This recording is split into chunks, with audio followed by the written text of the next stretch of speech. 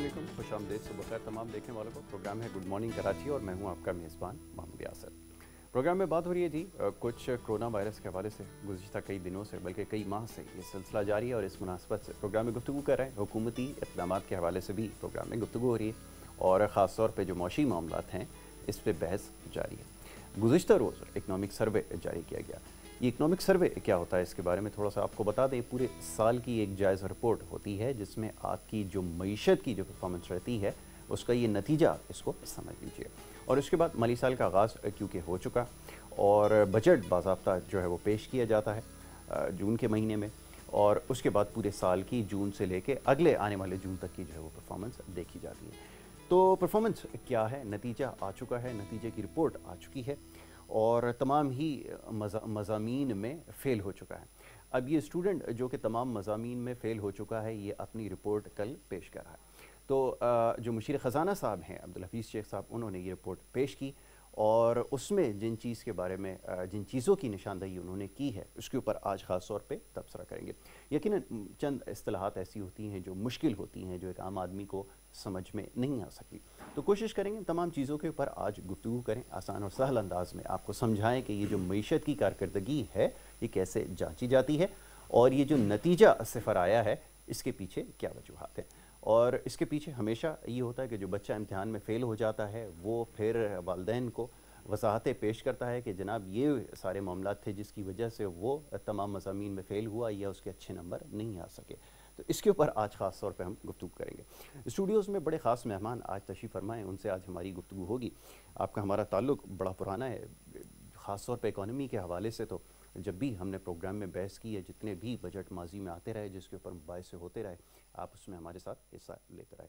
आप मामलात को बहुत समझते हैं, कारोबारी जो तबका है उसकी नुमाइंदगी भी करते हैं। Karachi chambers of commerce industry जो है वो KCCI जिसको हम कहते हैं, बड़ा इदारा जो ताजरों के हुकूक के लिए आवाज़ बुलंद करता है, इसकी फलाह के हवाले से काम करता है, उसके सरबरा आप रहे फॉर्मर प्रेसिडेंट।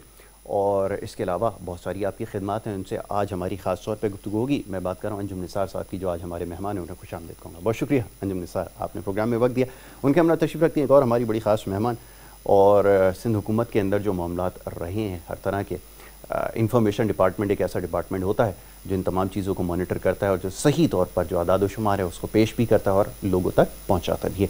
तो इस वक्त जो सूरत हाल है उसकी मुनासबत से आपसे गुफ्तगू करेंगे। मेमन रोशन शमीम साहिबा जो रिटायर्ड डायरेक्टर इंफॉर्मेशन सिंध हैं, उनको मैं खुशामदीद कहूँगा। बहुत शुक्रिया मैम, आपने भी हमें वक्त दिया। अनिल भाई, सबसे पहले तो थोड़ी सी नतीजे के हवाले से बात कर लें। नतीजा तो कल आ गया है और उम्मीद भी यही की जा रही थी कि कोई ख़ास प्रोग्रेस इस वक्त इकॉनमी में नज़र नहीं आएगी। एक्सपेक्टेड जो आपकी ग्रोथ थी, यानी आप ये समझ लीजिए आपकी जो पैदावारी सलाहियत थी जिसके बारे में बहुत सारी क़यास आराइयाँ हो रही थी, उसको पूरा करने में एक दफ़ा फिर नाकाम रहे। लेकिन इस दफ़ा जो बड़ी वजह बताई जा रही है वो ये कि कोरोना वायरस की वजह से बड़ी गैर मामूली सूरत हाल थी जिसकी वजह से आपका जो एक्सपेक्टेड टारगेट था उसको आप मीट नहीं कर सके। बड़ी बड़ी एक्सपेक्टेशन और अजम्पशंस होती हैं, कहीं पे बात हो रही थी 8% की कि 8% GDP जो है वो अचीवेबल हो जाएगी, लेकिन आज 1-1.5% से ज़्यादा जो एक्सपेक्ट नहीं किया जा सकता। आपने क्या देखा कल की कॉन्फ्रेंस में? जी शुक्रिया। सबसे पहले आपने बजट की बात की, कल इकनॉमिक सर्वे इशू है जी, और आपने कल सुना भी होगा यकीनन, चूँकि आपका इंटरेस्ट इन चीज़ों से इंटरेस्ट भी आता है। देखिए, पहले हम ले लेते हैं कि पहले 9 महीने, क्योंकि कल जो इकनॉमिक सर्वे इशू है और जो अहदाफ दिए गए, जो भी फिगर्स दिए गए थे वो 9 महीनों की बेस पर थे, क्योंकि मार्च से जो जुलाई जो भी है जून तक ये अभी आना है इसका इम्पैक्ट। तो इसके हम ये कह देना, एडवाइज़र साहब ने जो बात की कल के कोरोना का इम्पैक्ट आया है वो इम्पैक्ट अभी अगले 3 महीने बाद हम देखेंगे, क्योंकि मार्च तक के फिगर जितने भी फिगर्स दिए गए हैं, चाहे वो एक्सपोर्ट्स के हों, इंपोर्ट्स के हों, CDA के हों, आपका रेवेन्यूज़ के हों, CBR के आपके, तो वो जो है और जो डेट के हों इवन, तो ये सब चीज़ें हैं। लेकिन इसमें अगर जहाँ एक चीज़ अप्रिशिएट हम कर लें पूरे, जहाँ आपने कहा तमाम मज़ामीन में फेल हुए, फिर दूसरी चीज़ों पे आते हैं जहाँ पे किसी भी सेक्टर में परफॉर्मेंस अच्छी रही।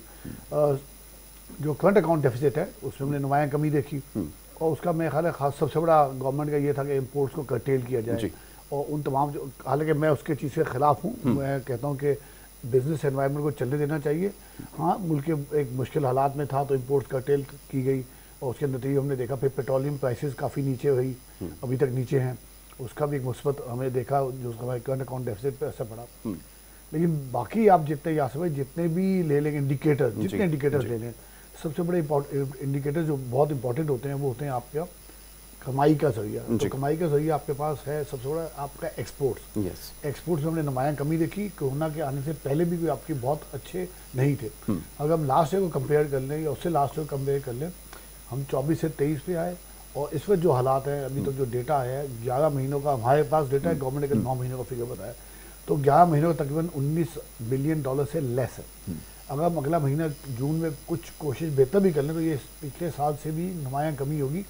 $22 बिलियन, यानी 22 करोड़ की आबादी का मुल्क और $22 बिलियन की हम एक्सपोर्ट हासिल नहीं कर पाएंगे। इसी तरह हमारे जो रेवेन्यूज़ हैं उसमें नुमायां कमी हुई और हम अपने टारगेट 3 दफ़ा रिवाइज करने के बावजूद फेडरल गवर्नमेंट के हम अपने टारगेट अचीव नहीं कर पाए। आज ये 5th बजट में बड़े एम्बिशियस टारगेट रखने जा रहे हैं 4700 बिलियन, जबकि आप मौजूदा हालात में अगर आप 4000 बिलियन भी जमा नहीं कर पाए और आप इन्फ्लेशन को ले लें 6-7%, तो मैं फिर समझता हूँ अगला ये बजट का जो टारगेट है बड़ा एम्बिशियस है। मौजूदा हालात में जहाँ अनसर्टेनिटी हो, जहाँ आपके इल्म ना हो कि कोरोना की शक्ल क्या अख्तियार करेगा, कितना डैमेज करेगा। लार्ज स्केल मैन्युफैक्चरिंग सेक्टर जो कि बहुत इंपॉर्टेंट है, एग्रीकल्चर सेक्टर के बाद सबसे ज़्यादा जॉब्स क्रिएट करता है, मुसलसल नेगेटिव ग्रोथ है जो कि अच्छा शाविय नहीं है। इसमें आप ऑटोमोबाइल सेक्टर जो बड़े सेक्टर्स ले लें, टेक्सटाइल्स ले लें, ऑटोमोबाइल्स ले लें, इलेक्ट्रॉनिक्स ले लें, इन सब चीज़ों में हमने नुमायां कमी देखी, जिसके नतीजे में यासर भाई काफ़ी जो अनएम्प्लॉयमेंट का उसका फिगर बढ़ता चला गया। बहुत बड़ी तादाद में लोग बेरोज़गार हुए हैं और ये गवर्नमेंट को सीरियस होकर देखना पड़ेगा। पाकिस्तान जैसे मुल्क में जहाँ तो मैं नहीं समझता कोई क्लियर कट पॉलिसी अगले साल भी हम देख रहे हैं। अगर अगले साल भी हम थोड़ा बहुत आ जाते हैं तो यासर आप देखें जो सबसे बड़ा इस वक्त दरपेश मसाइल है इंडस्ट्री का पहिया चलाना, जॉब्स क्रिएट करना। जॉब्स का अगर आज आपने अखबारों में देखा होगा तो गवर्नमेंट को अंदेशा है कि इस कोरोना के नतीजे में या जो ये डाउनवर्ड की सूरत हाल एक मीशत की, उसके अंदर तकरीबन 3.25 करोड़ अफराद बेरोजगार होंगे। 3.25 करोड़, गवर्नमेंट तो कहती थी हम 1 करोड़ जॉब्स क्रिएट करेंगे, तो ये तकरीबन 3.25 करोड़। इसका मतलब गवर्नमेंट के पास तो ये मैं जो आपको सारा डेटा बताऊँ ये 9 महीने बताऊँ, उस वक्त कोरोना का इम्पैक्ट मार्च से स्टार्ट होगा। बिल्कुल, तो ये बड़ी तशवीशनाक सूरत हाल है। जैसे से प्रोग्राम बढ़ता है, जैसे से आप मुख्तलिफ इशूज़ पे बात करेंगे, तो मैं इस पर अपना ज़रूर राय का इज़हार करूँगा। आपकी एक्सपोर्ट्स अगले साल भी बढ़ते हुए नजर नहीं आवे। आपके जो बायर्स थे, जो एक्सपोर्ट्स डैमेज हुई है, कहीं और चले गए हैं। बायर कभी इंतजार नहीं करता। बिल्कुल ठीक। तो ये चीज़ें बड़ी मेरे ख्याल परेशान कुन है। इन्फ्लेशन में हम कुछ कमी देख रहे हैं और अगर एग्रीकल्चर की ग्रोथ सही रहती है जो उन्होंने दिखाई कि शायद 2.7%, जो कि एक्सपर्ट्स डाउट कर रहे हैं इस फिगर पे, लाइफ स्टॉक वगैरह की वजह से मेरे ख्याल में ड्रिवन है। नहीं तो आपका जो लोकस्ट का डैमेज हुआ है, जो लोकस्ट का डैमेज हुआ है, जो कोरोना की गवर्नमेंट कहती है हमें शायद 3000 अरब का लॉस हो, और लोकस्ट का अभी लॉस नहीं गिना गया, बजट के अंदर इंडक्ट नहीं किया, वो तकरीबन 1000 बिलियन का, लास्ट लीग 800 अरब का था। 4000 अरब का नुकसान, और आपने अगले पूरे साल में अगर 4000 अरब कमाए तो आपने ये सारा पहले से ही लॉस कर दिया है। बिल्कुल लॉस बुक हो चुका है, कमाया आपने कुछ भी नहीं और नेट लॉस किया।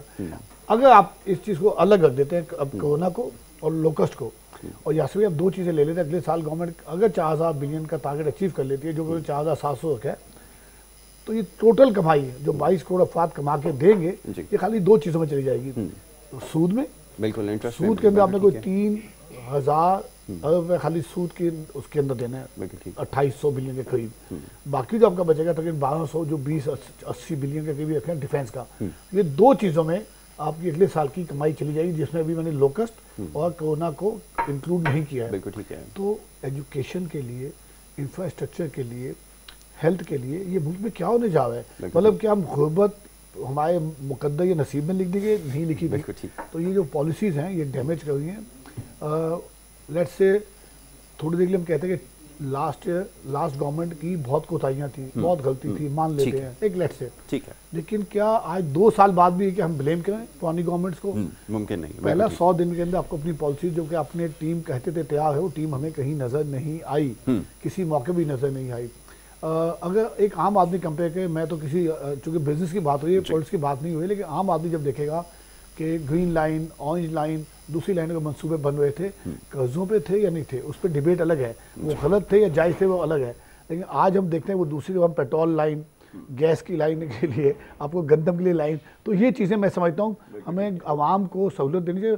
गवर्नमेंट की इंटेंशन यकीनन अच्छी होगी, मैं ये नहीं कह, डाउट, हमें कोई डाउट नहीं है, गवर्नमेंट पब्लिक के वोट लेके आई है, लेकिन गवर्नमेंट को ये डिलीवर करना पड़ेगा, जो कि काफ़ी हद तक गवर्नमेंट इसमें अभी कामयाब नज़र नहीं आती। अल्लाह करे कामयाब हो जाए। बिल्कुल आपने ठीक है, हमारी दुआ ये है कि कामयाब हो जाए। लेकिन एक इकोनॉमिक प्लान और एक पॉलिसी होती है जो डिफाइन की जाती है। अभी अंजुम साहब से इस बारे में भी बात करेंगे कि वो पॉलिसी और प्लान क्या है, हायर इंटरेस्ट रेट का क्या नुकसान होता है और इस तरह क्या एक्सपेंशन हो सकती है या नहीं हो सकती, और प्लस ये जो कॉस्ट है, हमेशा हम बात करते हैं कि cost of doing business region में अगर compete करने जा रहे हैं तो छोटे ममालिक भी जो निस्बतन हमसे छोटे हैं वो इकोनॉमी में हमसे कैसे आगे निकल गए, उनके पास कौन सा इकोनॉमिक प्लान था, इस हवाले से बात करेंगे। मेमन रोशन शमीम साहब हैं यहाँ पे मौजूद हैं। मैम ये फरमाइएगा कि सिंध के अंदर तो आपने इस वक्त देखा जो सूरत हाल रही है, इकोनॉमिक सिचुएशन भी आपने देखी, वो टिड्डी दिल की वजह से बड़े नुकसानात हो गए, फिर कोरोना वायरस की वजह से नुकसानात जारी हैं। ये जो सिंध गवर्नमेंट की जो इस वक्त एफर्ट है, सिंसियर एफर्ट है, क्योंकि अभी हो ये रहा है कि वफाक वाले सिंध हुकूमत को कह रहे हैं कि जी गलत इकदाम हैं, आप किस तरह देखती हैं, आपकी क्या राय है आपको, क्योंकि माशाल्लाह बड़ा एक्सपीरियंस है, करीब से तमाम चीज़ों को देखा है, कैसे मामला नज़र आ रहे हैं? मैं तो ये देखती हूँ कि हमारी जो हुकूमत अभी ये आई है तो उसमें यही नज़र आता है कि मैनेजमेंट सही नहीं है। ठीक है, जब तक मैनेजमेंट सही नहीं होगी तो कोई भी सिस्टम नहीं चल सकता। ठीक है, एडमिनिस्ट्रेशन भी कमज़ोर है, और हम तो हमारे प्राइम मिनिस्टर साहब ने तो कहा था कि ये मदीना रियासत है, मैं तो उसको रोना रियासत कहूँगी, क्योंकि जब से आया है तब से यही रोना है कि नहीं है नहीं है नहीं है या नहीं है। लेकिन एक जो बंदा आता है किसी कुर्सी पे बैठता है, उसकी कोई डिमांड होती है अपने काम की। मैं अपना काम जो है ना आप पे छोड़ के कहूँगी आपने सही नहीं किया इसीलिए मैं नहीं कर सकता हूँ, तो ये गलत है। बाकी तो जो भी गुजर गई हैं हुकूमतें उनमें भी अपनी गलतियाँ की, और ये भी कोई ख़ास काम नहीं कर रही। अब ये है कि लोगों को लॉलीपॉप दिया जा रहा है कि हम जो है ना सब कुछ अच्छा कर देंगे। 2 साल में तो मुझे कुछ भी अच्छा नहीं लगा। बात सिंध गवर्नमेंट की है तो उसको भी जो है वो मेरा ख्याल है कि बहुत हाई लेवल पे बदनाम किया जा रहा है। अच्छा, कि ये पैसों के लालच में कोरोना वायरस को फैला रही है या लोगों को इंजेक्शन देके मार रही है। तो ये मैं खुद फेसबुक पे भी बहुत सारी देखती हूँ कि लोगों का यही ख्याल है कि कोरोना जो है ना हमारा जो सीएम है उसका पैदा किया हुआ है। ऐसा नहीं है, ये हम बस जो है अंडरस्टैंडिंग दे रहे हैं लोगों को, ये एक हकीकत है और इसी पे हुकूमत काम भी कर रही है। लेकिन हम जब सिंसियरली देखें तो हमारे वाकई भी हेल्थ डिपार्टमेंट अच्छे नहीं थे, ना अभी अच्छे हैं, उनमें इतनी ताकत नहीं है कि जो इतने मरीज हैं को उनको अफोर्ड कर सकें। इसके लिए सीएम चीख रहा था कि भाई अपना ख्याल रखो, लेकिन हम सब हंस रहे थे कि ये जो है कुछ भी नहीं है। अभी कहाँ हम जा रहे हैं, ये बहुत तकलीफ दे बात है। और रही ये अपना बजट की बात, बजट तो सिर्फ ये नाम की होती है, बाकी तो सारे इनके काम होते हैं, भले सिंध गवर्नमेंट हो या फेडरल गवर्नमेंट। ठीक है, काम सबके अपने होते हैं, नाम होते हैं, और आवाम को जो है ना आंखों में धूल छोकी जाती है। बाकी मुझे तो कुछ नजर नहीं। बिल्कुल ठीक है, आपके ख्याल में सिर्फ एक आई वॉश है, इससे ज़्यादा और कुछ नहीं है। अंजुम साहब ये फरमाइएगा कि अब जो मेन कंसर्न रहा वो रहा हमारा इंटरेस्ट रेट के हवाले से। इन्फ्लेशन आपकी डबल डिजिट में गई, देन आपको इन्फ्लेशन जो इंटरेस्ट रेट है उसके जो नंबर्स हैं उनको इंक्रीज़ करना पड़ा।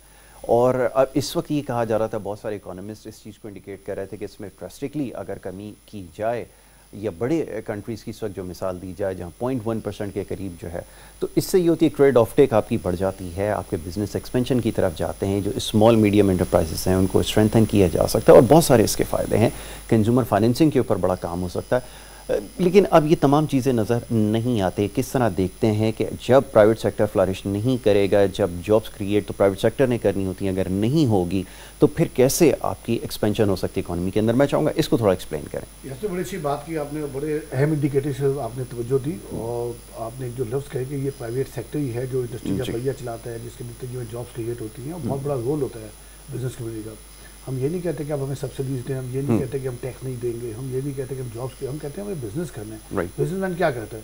बिजनेसमैन जितना इंडस्ट्री बढ़ाता है, एक से दूसरी फैक्ट्री, दूसरे तीसरी फैक्ट्री, वो जॉब्स क्रिएट करता है, टैक्स देता है गवर्नमेंट रेवेन्यू, ठीक है, खुद भी प्रॉफिट कमाता है, उसका मकसद होता है प्रॉफिट कमाना, एथिकल प्रॉफिट होना चाहिए, अच्छा फेयर प्रॉफिट होना चाहिए। तो एज लॉन्ग एज हम उस किसी बिजनेसमैन को सपोर्ट नहीं करेंगे जो खाली अपना देखे और एक सोशल रिस्पॉन्सिबिलिटी उनके उसमें ना हो, ऑब्जेक्टिव में।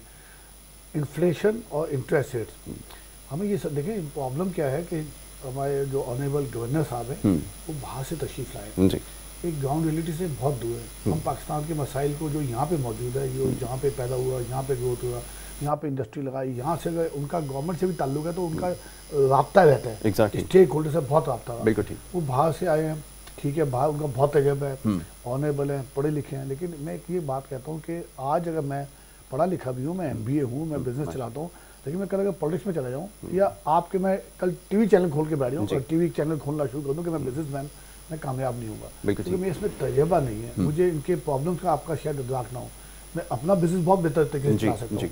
तो लाइकवाइज अगर आप में, तो इन्होंने सबसे जो गलत पॉलिसी पहले स्टार्ट की है, जो आए तो उन्होंने इन्फ्लेशन रेट यहाँ पे जो इंटरेस्ट रेट बढ़ाने शुरू किए, डिमांड को कर्टेल किया गया, डिमांड को रोका गया ताकि लोग चीज़ें ना खरीदें।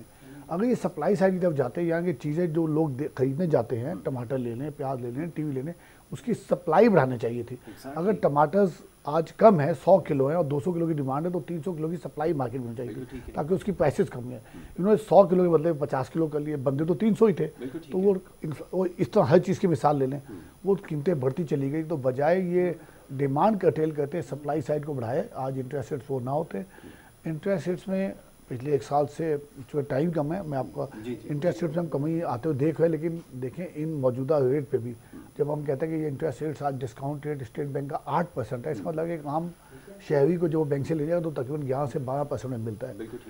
12% के अंदर मतलब है कि आप अगर 100 करोड़ का कोई प्रोजेक्ट लगाते हैं तो पहले आप 12 करोड़ रुपया खाली सूद की मद में देंगे, दूसरे एक्सपेंसेस आपके जो आपके एडमिनिस्ट्रेटिव या बिजनेस चलाने के वो अलग है। तो मुझे कोई बड़ा से बड़ा भाई माशियात अभी अगर आप कभी बता दे कि कौन सा ऐसा सेक्टर है, अभी मैंने आपको कहा कि पिछले साल से जो आपके फिगर्स आए लार्ज स्केल मैन्युफैक्चरिंग सेक्टर्स के, इलेक्ट्रॉनिक्स के, ऑटोमोबाइल्स के, टेक्सटाइल्स के नेगेटिव है। तो जब ऑलरेडी बिजनेस 0 इंटरेस्ट रेट्स पे अगर नेगेटिव था तो 12-14% पे कहाँ पे काम करेगा। इंटरेस्ट रेट्स में नुमायाँ कमी लानी चाहिए, जल्द लानी चाहिए, इंतज़ार नहीं करना चाहिए। होता यह है कि जब बंदा दफन हो जाता है या ICU में चला जाता है तो तब जाके गवर्नमेंट के डिसीजंस आते हैं।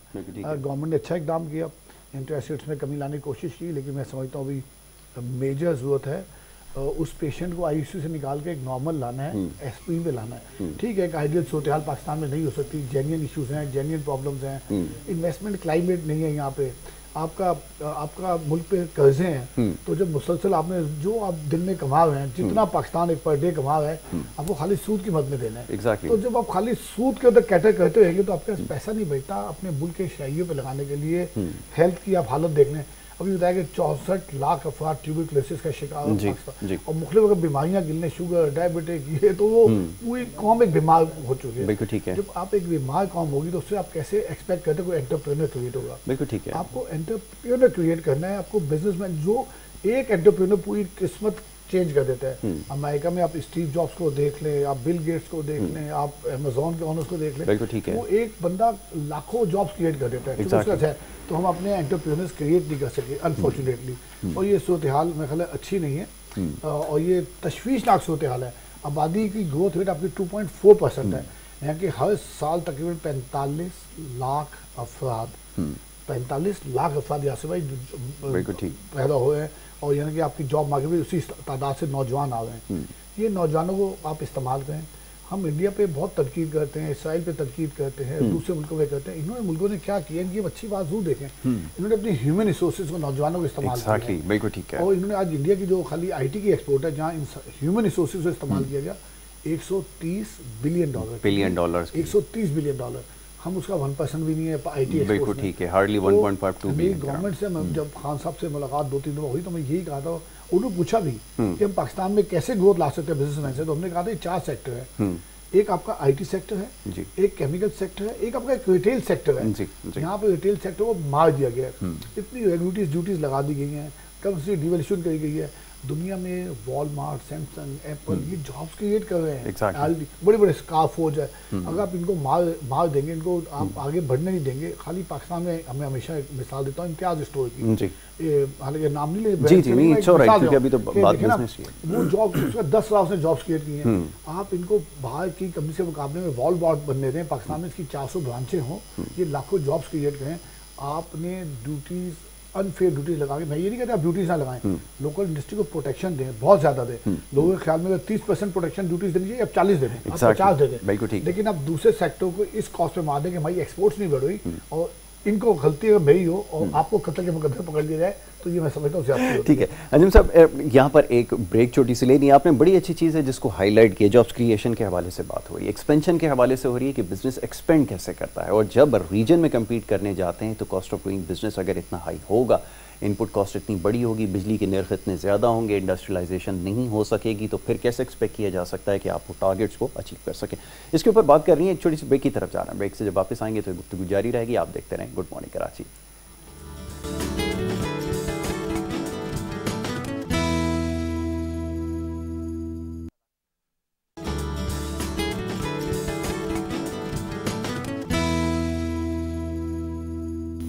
Welcome back once again. आप देख रहे हैं programme good morning Karachi. Break पे जाने से पहले जी गुफ्तगू का सिलसिला जारी था। अंजुम निसार साहब यहाँ पे मौजूद थे, बड़ी खुलकर उन तमाम चीज़ों की निशानदेही की, वजाहत की और उन चीज़ों के बारे में बताया है जिनकी वजह से आपकी इकॉनमी को इस वक्त बहुत ज़्यादा मुश्किलात हैं। कैसे मुश्किलात दूर होंगी, पॉलिसी मेकिंग किस तरह की जाए, बिज़नेस कम्युनिटी की क्या रिक्वायरमेंट है, डिमांड्स क्या हैं, इसको समझे। इनको भी अगर ना समझे तो आप देखें कि आपकी मार्केट की क्या डिमांड है, इतनी बड़ी कंजप्शन बेस आपकी इकॉनमी मार्केट है, इसको किस तरह आगे लेके चलना है, इसके हवाले से अभी मज़ीद गुफ्तगू करेंगे। और रीजन में जो हम कम्पीट कर रहे हैं तो क्या वजह है कि हम छोटे ममालिक के बराबर भी बल्कि बहुत दूर दूर तक अब हमारा कोई मुकाबला नहीं है, इसकी क्या वजह है, इसके ऊपर भी गुफ्तगू करेंगे। और मेमन और रोशन तबस्सुम साहिबा यहाँ तशरीफ़ फरमाएं। ब्रेक पे जाने से पहले उनसे गुफ्तगू हो रही थी, नाम में थोड़ी सी मैंने गलती आपकी कर दी थी। तो रोशन तबस्सुम साहिबा, सिंध के अंदर इस वक्त जो टिड्डी दल की वजह से सूरत हाल है, कहा जा रहा है काश्तकार की जी वफाकी हुकूमतों की जिम्मेदारी थी अगर वो स्प्रे करवा देती, क्या इसके लिए कोई तैयारी होती है, कोई प्लानिंग होती है कि जनाब अगर इस तरह की सूरत हाल हो, कोई क्लामिटी आ जाए तो उसके लिए हमारे पास प्लान क्या होगा, ये ज़रा बताइएगा। तो सारे जो है ना ये जो चीज़ें होती है ना, इसकी वाकई तैयारी की जाती है। और ये मेरा ख्याल है कि 20 साल के बाद पाकिस्तान में आया है, तो 20 साल बहुत है इस चीज़ को सोचने के लिए। लेकिन हमारे यहाँ जो पेट पार्टी है ना, उससे बचता ही नहीं है कि बंदा जाके कोई आवाम के लिए सोचे, क्योंकि ये जो कहत आएगा तो हुकूमत आके लोगों को जो है ना राशन मुहैया नहीं करेगी। लोग जो है वो 100 रुपये की चीज़ 400 में भी खाएंगे, क्योंकि पेट तो छोड़ता नहीं ना इंसान को, और बच्चे रोते हैं तो माएँ तो बिल्कुल ही आराम में नहीं होती। तो ये जो टिड्डी दल है, इसी से तो ये नुकसान है कि हमारा जो है ना अपना खाना पीना जो है ना वो दाव पे लगा हुआ है। तो इसीलिए ये इल्ज़ामात तो अपनी जगह पे होती है, ये तो सियासत होती है, लेकिन हकीकत ये है कि हर किसी को अपनी ज़िम्मेदारी का एहसास होना चाहिए। अब सिंध में है तो सिंध वालों को भी सोचना चाहिए, और अदर फेडरल में है, दूसरे सूबे में, हर कोई अपने सूबे के लिए सोचे। अब हम ये इंतज़ार करेंगे कि कोई बाहर से आके हमारे मसाइल हल करे, ये सारा सिलसिला है पैसे का। तो जब ये पैसे का सिलसिला जो है ना, वो इंसान को कहीं का नहीं छोड़ता। और ये जो सियासत होती है वो तो खिदमत होती है, इबादत होती है, लेकिन हमारे यहाँ सियासत को खिदमत इबादत नहीं समझा जाता। यहाँ तो ये होता है कि मैंने 2 रुपये खर्च करके मैं आई हूँ इस सीट पे, तो मुझे 10 रुपये कैसे करने हैं। जब तक ये सोच हमारी ख़त्म नहीं होगी तो तब तक ये 70 साल से भी मैं देख रही हूँ यही रोना, यही सियासतदानों का जो जाता है उसके पीछे रोना पीटना शुरू कर देते हैं कि इसने कुछ नहीं किया। अभी हमारे जो प्राइम मिनिस्टर साहब हैं वो भी रोज़ आते हैं, सेम बातें रिपीट करते हैं, वही कहते हैं कि घबराना नहीं है। भाई कैसे नहीं घबराएं, आपने तो हमें इतनी ख्वाब दिखाए थे रियासत मदीना के, तो हम तो उसी ख्वाबों में गुम थे, तो आप आके हमें जो डंडा मार के कहते हो रोना नहीं है, घबराना नहीं है, ये तो गलत बात है। और दूसरी बात मैं आपके इस प्रोग्राम के हवाले से फ़ायदा उठा के कहूँगी कि 12,000 जो गरीबों में बांटे गए हैं, तो वो मैं तो समझती हूँ जो भी पीटीआई का बंदा जहाँ जिस चैनल पे जिस प्रोग्राम में बैठता है बस यही कहता है कि ये बहुत बड़ा तीर मारा है। भाई हुकूमत जो भी स्टेप लेती है वो तीर नहीं मारती, उसका फ़र्ज़ होता है कि सहूलत दे आवाम को। आवाम जब अभी परेशानी में थी, आपने कुछ लोगों को, ये तो हम तो करोड़ों हैं ना, करोड़ों तक तो ये चीज़ पहुंची नहीं, चलो लाखों तक भी पहुंची है ना, तो अच्छी बात है, ये आपकी गिनी जाएगी। लेकिन हर वक्त जो टीवी पे बताया जाता है, मेरा ख्याल है कि ये उन लोगों की इज्जत नफ्स से खेला जा रहा है, ये नहीं खेलना चाहिए, ख़त्म करो। एक अच्छा काम आपने किया है तो ये गाया जाएगा। आप जब उतर भी जाओगे आफ्टर 5 ईयर्स भी आपको लोग देखेंगे, याद करेंगे, लेकिन आप तोता बन के हर वक्त वही एक बोली बोलते हो, तो मेरे ख्याल में ये अच्छी बात नहीं है। बिल्कुल ठीक है, आपने बिल्कुल ठीक कहा कि ये तमाम चीज़ों का तस्करा इस तरह नहीं होना चाहिए। और अगर आवाम की खिदमत आप कर रहे हैं, अगर आप वोट लेकर आएँ तो ये आपकी जिम्मेदारी है कि आप उनको फैसिलिटेट करें। अंजुम साहब, ये फरमाइएगा कि रीजन की अगर बात करें, कम्पीट कर रहे हैं, आप जा रहे हैं, आपकी इनपुट कॉस्ट इतनी हाई है, कॉस्ट ऑफ डूइंग बिजनेस है नहीं, ईज़ ऑफ डूइंग बिजनेस की आप बात करते हैं, आप नहीं प्रोवाइड कर सके, वैल्यू एडिशन की बात कब की जाए और कैसे की जाए और क्यों की जाए, सवाल ये पैदा होता है। फिर आपका टेक्सटाइल जो आपकी लीडिंग एक्सपोर्ट्स बुरी तरह मुतासर, इंपोर्ट्स को कर्टेल करने की कोशिश की गई। अभी उसके ऊपर भी हम आएंगे कि ये फैसला किस हद तक सही है। आपने बिल्कुल ठीक कहा कि आपको डिमांड साइड से कमी नहीं करनी पड़ती, आपको सप्लाई साइड के इश्यूज़ को रिजॉल्व करना पड़ता है, जो कि नहीं हुआ। रीजन में कैसे कम्पीट करेंगे, और इस वक्त इतनी आपकी कंपैरेटिव इन्वायरमेंट है, इतने चैलेंजेस आपको आ गए हैं, कैसे आप मसले को हल कर सकते हैं, ये ज़रा समझाएं। देखिए, मैं समझता हूँ, जैसे मैंने पहले भी कहा था, गवर्नमेंट्स आती हैं मसाइल हल करने के लिए, रिलीफ देने के लिए। देखिए, एज ए बिजनेस कम्युनिटी हम ये, मैंने पहले भी बात की, कोई हम सब्सिडी नहीं मांग रहे। आज भी मसले मसाइल बेहतर हो सकते हैं। ऑब्वियसली आइडियल सिचुएशन कभी भी नहीं हो सकती, किसी मुल्क में भी नहीं होती, ठीक है, चाहे हम किसी मुल्क का भी नाम ले लें, मसले मसाइल होते हैं और वो गवर्नमेंट का काम होता है उसके अंदर देखिए। लेकिन सबसे ईजी जो आज भी हम गवर्नमेंट से, अभी मैं आपके चैनल के तवज्जो से भी बात करूँगा, स्टेक होल्डर्स को ऑन बोर्ड लें। स्टेक होल्डर्स अगर ये कहें कि मुझे ज़ाती फ़ायदा पहुँचाएं, मेरी कंपनी को पहुँचाएं या हमारे सेक्टर, वो नहीं, आप ये उनकी बात सुने। हम क्या कहते हैं कि आप इस मुल्क में पहले सबसे पहले इन्वेस्टमेंट क्लाइमेट क्रिएट करें। जब तक इन्वेस्टमेंट क्लाइमेट क्रिएट नहीं होगी, कोई भी इन्वेस्टर नहीं आएगा। मौजूदा सूरत हाल ये है कि आप नई इन्वेस्टमेंट को तो भूल जाएं। लोग जो एग्जिस्टिंग अपनी इंडस्ट्रीज हैं, फैक्ट्रीज हैं, उसमें इन्वेस्टमेंट नहीं कर रहे, BMR नहीं कर रहे, क्योंकि आप बाहर कम्पीट जो आपने कहा रीजन मार्केट से, खासतौर से वियतनाम, बांग्लादेश, श्रीलंका से आप कम्पीट नहीं कर पा रहे। और आज ये सूरत हाल दुनिया में, एक ज़माना आप जाते थे आज से 7-8-10 साल पहले, तो आपको मेड इन पाकिस्तान नज़र आता था। अब आपको जगह जगह made in Mexico, Malaysia, Peru, नए नए मुल्क, श्रीलंका, ये मुल्क नज़र आ रहे हैं, वियतनाम। तो आप इनसे कैसे कम्पीट, जब आपके पास इनएफिशिएंसी हो, आपके पास इंफ्रास्ट्रक्चर बेहतर ना हो, आपकी कॉस्ट ऑफ डूइंग बिजनेस अच्छी ना हो, बेहतर ना हो, बहुत पीछे हैं।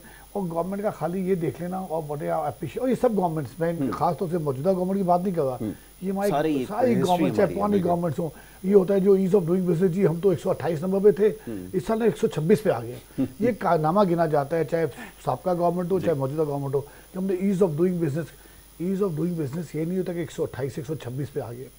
ईज ऑफ डूइंग बिजनेस ये होता है कि हम अगर सब बैठे हैं, हम तीनों इन्वेस्टर हैं, हमें फील हो गया अगर कोई फैक्ट्री या बिजनेस खोलने जा रहे हैं, तो कारोबार करने जा रहे हैं, चाहे खातून हो, चाहे मर्द हो, चाहे कोई हो, इंडस्ट्रियलिस्ट हो, कॉर्पोरेट सेक्टर हो, कि यार ये पाकिस्तान में काम करना इजी है, जैसा कि नहीं है, बहुत मुश्किलात है। मैं किसी को भी चैलेंज करता हूँ, ऑप्शन करता हूँ कि आएँ बताएं कि पाकिस्तान में 22 करोड़ की आबादी के बावजूद क्यों नहीं बाहर के इन्वेस्टर को, आप वक्ती तौर पर भूल जाएँ, डोमेस्टिक इन्वेस्टर क्यों नहीं आ रहा।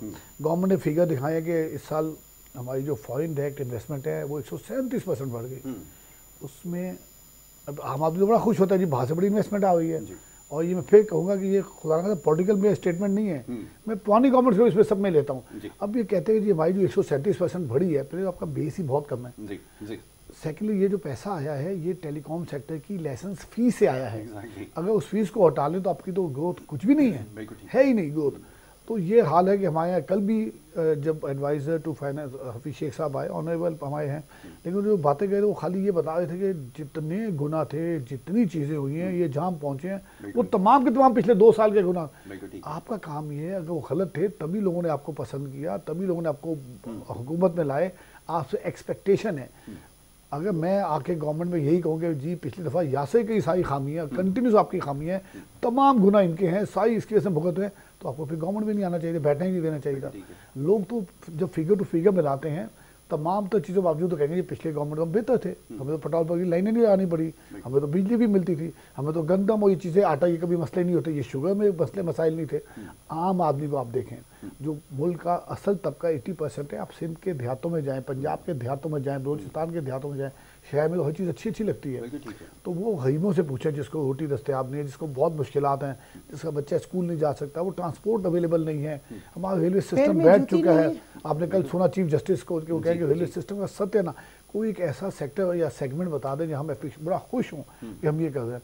तो हमें फॉर गॉड से हुकूमत से एज ए बिजनेसमैन ये बात कहेंगे, आप स्टेक होल्डर, अगर मेरा ताल्लुक सीमेंट से नहीं है, मुझे आप अपने सीमेंट की कमेटी में मत बिठाएं, आप सीमेंट के स्टेक होल्डर्स लें। आप इंजीनियरिंग वाला आईटी का बंदा, तो आईटी के स्टेक, उनसे पूछें कि आईटी हम कैसे ग्रोथ कर सकते हैं, कैसे जॉब कर।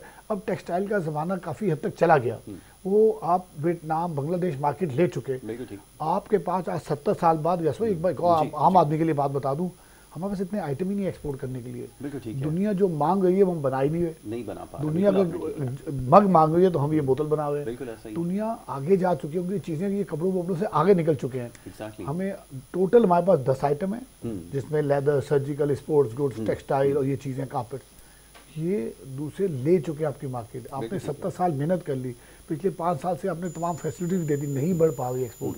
आपको उन चीज़ें वो जाना होगा जो कंज्यूमर की बाहर की दुनिया की डिमांड है, जो चाइना ने किया, जो इंडिया ने किया, जो इसराइल जैसे छोटे मुल्क ने किया। उनकी इस वक्त IT की एक्सपोर्ट वर्ल्ड मार्केट में 12-13% शेयर है, छोटा सा मुल्क। तो हमें ये नहीं कि वो कहेंगे वो यहूदी हैं, ये उनके बिजनेस एनवायरनमेंट को देखें। तो हमें ये चीज़ें देखनी, इन चीज़ों से आगे निकले। बिल्कुल ठीक है। अच्छा, सेकेंडली हम अपने जैसे का नौजवानों को इस्तेमाल करें। कितनी खुशी होती है जी, पाकिस्तान के 4 सीजन मुल्क है, पाकिस्तान में ये है, लाइफ स्टॉक्स है, ये नौजवान है, आबादी का। ओ भाई, हम कर क्या हुए हैं? ये टीवी पे कहने की बातें तो बहुत अच्छी है कि ये है, कुछ भी नहीं है। आप हम कुछ कर नहीं रहे। मैं इसमें तमाम गवर्नमेंट को ब्लेम करूँगा, बुनियादें अच्छी नहीं रखी गई हैं। बहरहाल जब ये गवर्नमेंट आई है, इनके पास इनको एक्स्ट्रा ऑर्डिनरी एक क्वांटम लीप चेंज लानी चाहिए। बिल्कुल ठीक है। जो नौजवान कौम एक्सपेक्ट करें, नहीं तो हम पहले से भी, मैं आपको आज ऑन रिकॉर्ड बता के जा रहा हूँ, हम पहले से ऑलरेडी बुरी हालत में हैं और ऐसी हालत में जाएं जहाँ वो शायद किसी के लिए भी, जैसे पिछले जो किसी पॉलिटिशियन ने कहा था कि इस मुल्क में कोई वज़ीर आज़म बनना नहीं चाहेगा। आपने मसाइल इतने क्रिएट कर दिए हैं, ख्वाहिश के बावजूद, ईमानदारी के बावजूद, डिटर्मिनेशन के बावजूद आप ये काम नहीं कर पाएंगे। ये बताइए कि on the verge of collapse कहते हैं, वर्ड यूज़ करते हैं, तो लोग सवाल ये करते हैं कि अगर हम कोलैप्स के करीब थे तो हमारे, अगर हम जो लिक्विड रिजर्व्स थे, फॉरेन रिजर्व्स थे, वो भी स्टेबल नज़र आ रहे थे, इकोनॉमी का जो आउटलुक था वो भी पॉजिटिव था। वो जो एंटिसिपेट कर रहे थे, जो पिछली गवर्नमेंट वाले थे, उन्होंने कहा कि अगर हमारे साथ आखिरी जो पॉलिटिकल टर्मोइल था उससे अगर हम निकल जाते तो हम तो 8% का टारगेट यहाँ सेट कर रहे थे। और हम इंडिकेटर्स देखते हैं कि ग्रेजुअली और स्लोली हम 4.6 से स्टार्ट हुए, बल्कि लेस देन मेरे ख्याल में 3.5% से हमने स्टार्ट लिया था और इवेंचुअली 5.5% तक जो हम वो पहुंच गए थे। और ये बात काफ़ी हद तक सही भी नज़र आ रही है। जब आप कंसिस्टेंट पॉलिसी अगर कोई गवर्नमेंट अडॉप्ट कर लेती है तो फिर नई गवर्नमेंट आके वो तमाम चीज़ें सेट असाइड क्यों कर देती है और क्यों इकोनॉमिक स्टेबिलिटी नहीं आती, जिसकी वजह से हमें बड़े टारगेट। यहाँ से बड़ी बदकिस्मती है। देखें, जहाँ पिछली गवर्नमेंट की कोताहियाँ थी, उन्होंने कई इश्यूज़ किए, वहाँ पे कोई अच्छी बातें भी हमें कहनी चाहिए। बिल्कुल हर चीज़ गलती। आपने बिल्कुल सही कहा कि ग्रोथ रेट एक 3.3 से होता, 4 से होता, 5.8 पहुँचा और आगे इंडिकेशन थी कि 7 तक जाएगा। अब जब 7% हमें, और 7% भी हमें मुसलसल, अगर हमने अपना डबल करना है अपने स्टैंडर्ड ऑफ लिविंग, तो हमें कम से कम 10 साल तक कंटिन्यूस मिनिमम 7% ग्रोथ चाहिए, सस्टेनेबल होना चाहिए। अब हुआ क्या, वो कहते थे कर्ज लिए, कर्ज तो आपने भी लिए, बल्कि आपने पिछले 2 साल में $25 बिलियन कर्जा ले लिया है, जिसमें चाइना, सऊदी, इनका सबका शामिल है, Asian development bank, world bank का। तो और इस साल जो गवर्नमेंट ये 2021 में $15 बिलियन कर्जे और लेने, 3 साल में हम $40 बिलियन ले रहे हैं। तो इसका मतलब है कि अगले 2 साल बाद 2023 के अंदर, 22-23 के अंदर हम जितना कमा रहे होंगे, अभी तो हम तो 60-70% है, हम खाली सुबह जो पूरे 22 करोड़ आवाम जो पैसा कमा के गवर्नमेंट किटी में जा रहे होंगे, वो खाली हम अपने बाहर के लोगों जिनसे हमने कर्ज लिए हैं उनको हम खाली कर्ज दे रहे होंगे। तो क्या किसी ने सोचा कि बाकी और ये पैसा हम कैसे डेवलपमेंट करेंगे? 650 बिलियन, शर्म आती है, $4 बिलियन हमने, इतनी बड़ी छठे दुनिया बड़ी आबादी का मुल्क है, $4 बिलियन से भी कम हमने अगले साल के लिए डेवलपमेंट एक्सपेंसेस रखे हैं, जो लास्ट ईयर भी आप देखा 30% हमने कम कर दिए। जब आपके डेवलपमेंट ही नहीं है, आपका साइट एरिया आप चले हैं, पाकिस्तान का सबसे बड़ा इंडस्ट्रियल एरिया है, ऐसे लगता है शायद कोई अटैक हुआ है और ये पूरा खंडरात बन चुका है, डिजर्टेड कोई जगह। अगर आज आप एक्चुअली अगर आप मांझो दारो कोई 5 लाख पिक्चर की ले लें, लाड़काना शेख ले लें और पाकिस्तान के देहातों की पिक्चर ले लें, लाड़काना जमाने में बेहतर तो मांझो दारो उनका पिक्चर लगे हमसे आगे थे, 5000 साल पहले। तो 5000 साल में पस्ती के अंदर जिसने सारी गवर्नमेंट को ब्लेम, मैं आई एम नॉट बीइंग, मैं सबको ब्लेम करता हूँ, जिम्मेदारी होती है जब आप गवर्नमेंट में आते हो, हम कोई इदारा चलाते हैं जैसे चैम्बर, तो हमारी जिम्मेदारी होती है ऐसे प्रेसिडेंट के अपने मेंबर्स का ख्याल रखें, उनकी तकलीफ, उनके इश्यूज को कोशिश करें हल करने की और नजर आए। तो ये वजूहत है कि लोग ये गवर्नमेंट्स आती हैं, 2 साल पॉपुलरिटी लेती हैं और फिर चली जाती हैं, क्योंकि इनका बेस नहीं होता, ये चीज़ डिलीवर नहीं कर पाते, ये समझ नहीं पाते इशू को। एक्चुअल इशू गरीब को, वो बेचारा गरीब क्या मांगता है, वो तो नहीं कहता मुझे 1000 गज की कोठी देने डिफेंस में, वो ये तो नहीं कहता मुझे नई गाड़ियां दे दें, वो कहे यार हमारे को इज्जत के साथ हमें, जैसे बात की अभी उन्होंने कि 12,000 का मिला तो इज्जत का खामोशी से मिल जाए, रेस्पेक्ट से। वो अपना देहातों में रहते हैं, आप जाएँ बेचारे थर के, यानी कि गुर्बत की इंतहा है, इंसान देख के इंसान को शर्म आती है। बिल्कुल ठीक है। हम वहाँ मैं गया हूँ ये अभी पिछले साल में जाना हुआ दूर सिंध, तो मुझे तो बड़ी शर्म आई। बिल्कुल चाहे कोई गवर्नमेंट हो, चाहे सारी गवर्नमेंट, हम अपने अवाम को 70 साल बाद रिसोर्सेज होने के बावजूद नहीं डिलीवर कर सकते, सूद में लगा दिया बजाय कि हम इंसानों पे डेवलपमेंट ऑफ ह्यूमन बिल्कुल सही है, मोस्ट इंपॉर्टेंट। बिल्कुल खान साहब इस चीज पे बिलीव करते हैं कि ह्यूमन डेवलपमेंट के ऊपर पैसा होना चाहिए rather than infrastructure। हमें नहीं समझ कहाँ गलत हो गए। एग्जैक्टली। मैम सर ये बताइएगा कि अंजुम साहब ने अभी निशानदेही की, ये बात बिल्कुल ठीक है, ये बिल्कुल इंडिपेंडेंट एक एनालिस्ट हैं, बिल्कुल अनबाइस्ड ये एनालिसिस कर रहे हैं और इसमें किसी पॉलिटिकल पार्टी को ये ब्लेम नहीं कर रहा, ये सबकी जो है वो इक्वल रिस्पॉन्सिबिलिटी थी जिसमें डिलीवर करने में नाकाम हुए।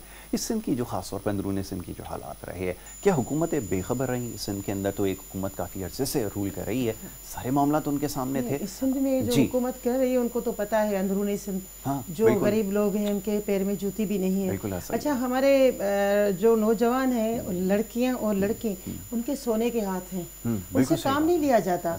अभी अंजुम ने कहा कि हमारे पास चंद चीज़ें हैं जो हम बाहर बेचते हैं, हमारे पास बहुत हुनर है, बहुत सी ऐसी चीज़ें हैं जो बाहर वाले पसंद भी करते हैं, लेकिन यहाँ अब जाओगे तो जो एक महीने में एक लड़की ने कोई गज बनाया है, आप उसे कहोगे मैं 100 रुपया दूँ, 100 रुपये में तो वो बेचारी तो वो तो मर गई जो उसने खर्चा भी किया, और उंगलियां जो है ना कट जाती हैं, ऐसा काम है। लेकिन उस काम को अगर हम लेके बाहर जाएं तो मैं कहती हूँ कि ये हमारा जो पाकिस्तान है ना, सऊदी अरब से भी आगे जाएगा।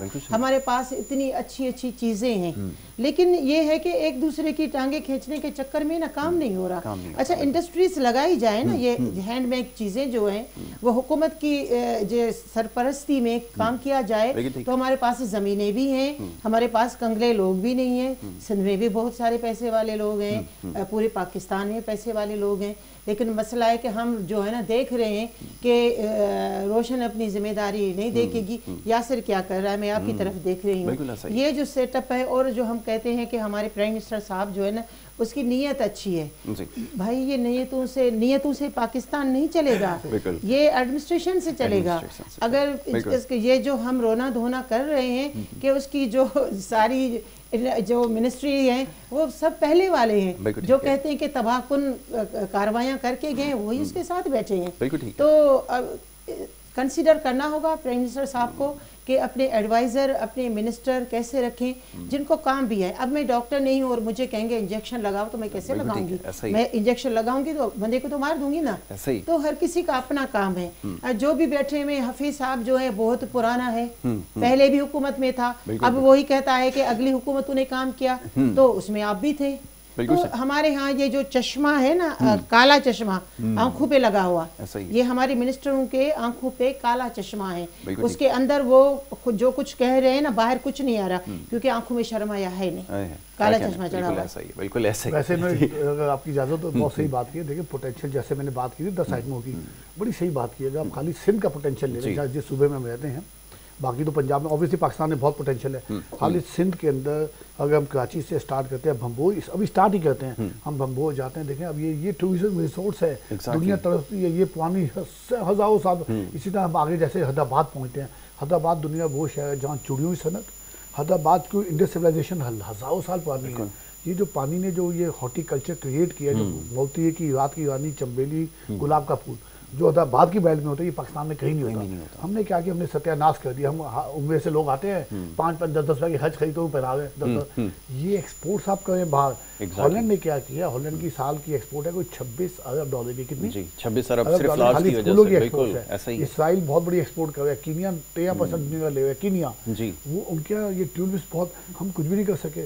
हम अपने गुलाब की खुशबू हॉलैंड के अंदर, हालांकि वो $26 अरब की उनकी एक्सपोर्ट है, वो खुशबू नहीं ला सकते। इसमें शिकारपुर जाए, शिकारपुर के अचार जो पिकल्स हैं वो दुनिया में मशहूर है। बिल्कुल सही बात है, उनको पैसा देने को तैयार नहीं है, वो अचार दुनिया के मिलता नहीं है। आप उमर कोट चले गए, आप आगे बढ़ते चले जाए, तो ये टूरिज्म का इतना बड़ा किला है गोरख हिल्स, ये हमने इग्नोर किया है। इसमें प्रोविंशियल गवर्नमेंट का भी बहुत बड़ा कसूर है। ये नहीं कि खाली फेडरल गवर्नमेंट को ब्लेम करें, ये सिंध से हम बिलियंस ऑफ रुपीस कमाते हैं, अपने नौजवानों को इस्तेमाल करते हैं। ऐसे ही हम ये सारा जितना हम जब तक कश्मीर पहुंचते हैं, ये अल्लाह ताला ने इतनी ज़ख़ीर ज़मीन दी थी। एक ज़माने में सिंध गंदम भी और शुगर भी पंजाब से ज़्यादा पैदा करते थे, और आज ये हाल है कि हमें ये अपने किसानों को वो बिल्कुल ठीक है, मॉडर्न टेक्नोलॉजी में नहीं ला सकते। एग्जैक्टली। हाँ जी, इसके ऊपर अभी मजीद गुफ्तगू करते हैं। एक और बड़ी इंपॉर्टेंट चीज़ है जिसका भी तस्करा करना, बजट के हवाले से खास तौर पे बात करना है कि बजट एक्चुअली है क्या और किसके लिए इसमें रिलीफ होती है और हम क्या फोर्सी कर रहे हैं, इसको डिस्कस करते हैं। एक छोटी सी ब्रेक ले रहे हैं, ब्रेक के बाद वापस आएंगे। आप देखते रहें गुड मॉर्निंग कराची।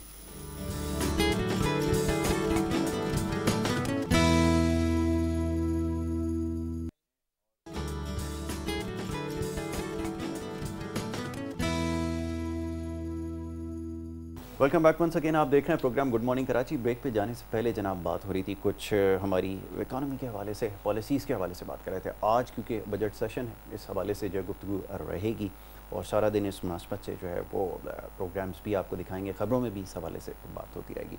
इस साइड में आप देख सकते हैं जो कीमतें हमें नज़र आ रही हैं गुज़िश्ता सालों में, जो कीमतें रही हैं अशाया खुर्द-ओ-नोश की, और इसके अलावा जो आप देख सकते हैं कि इसमें डॉलर वगैरह की प्राइसेस आपको नज़र आ रही है, तमाम चीज़ें। तो ये हमारी सूरत हाल थी अब से कुछ अर्से पहले, लेकिन इस वक्त ये तमाम चीज़ें ये आप देख सकते हैं कि 5 साल में जो प्रोग्रेस रही है वेरी गुड। ये आपने बहुत अच्छा किया। 2016 से लेके जो है आपने 19 तक का जो है ये इसमें ब्रेक डाउन दिया है, और डॉलर की प्राइसेस आपने बताएं कि क्या थे इस वक्त। तो ये तो करंट फिगर्स आ रहे हैं, ये बड़ी इंपॉर्टेंट चीज़ है, इसको ज़रूर देखें और आज ख़ास तौर पर इसके ऊपर नज़र रखें क्योंकि बड़ी इंपॉर्टेंट चीज़ है।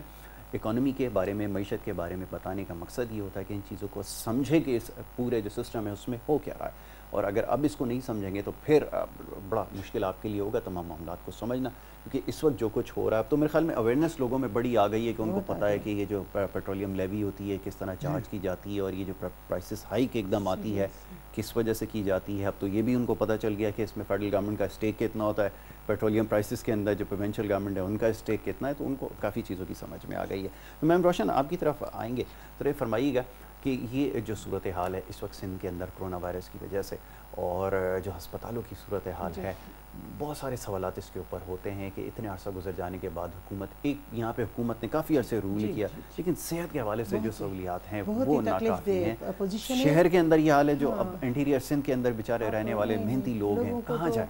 जो पैरासिटामोल की गोली होती है ना वो भी खुद लेके आनी होती है, और हमारे डॉक्टर साहिबान भी आराम में होते हैं क्योंकि चेक एंड बैलेंस जहाँ नहीं होता वहाँ काम भी नहीं होते। हमारे यहाँ बहुत सारे उल्टे काम हो रहे हैं। अब बिजली, अब मैं कभी भी हैदराबाद इधर उधर फ़ोन करती हूँ ना, बिजली नहीं है, लाइट नहीं है। अच्छा, हमारा पाकिस्तान जो है ना, इतना इसमें कूड़ा है जिसकी हद नहीं है। ज़ाहिर है इतने सारे लोग रहते हैं तो कचरा भी इतना होता है। तो हमारी हुकूमत को इस पे तवज्जो देनी चाहिए, बजाय इसके कि बिजली को जो है नर्ख उनके बढ़ाते रहें। तो दूसरी दुनिया में मैं जो ये बीजिंग जो शहर है पूरा इसी पे उसकी जो है ना चलता है पूरा। उन्होंने हमें विजिट कराया कि किस तरीके से हम बिजली इस्तेमाल करते हैं। तो जब कचरे से पूरे बीजिंग जो है, मेरा ख्याल है तो पाकिस्तान उनका सूबा जो है ना पाकिस्तान जितना तो होगा, क्योंकि हम जो घूमते थे तो हमें तो मालूम होता था कि क्या है। तो इसी वजह से अब चाइना को, हमारा दोस्त भी है लेकिन 1 साल पहले वो आज़ाद हुआ है, और मैं आपको भी पता होगा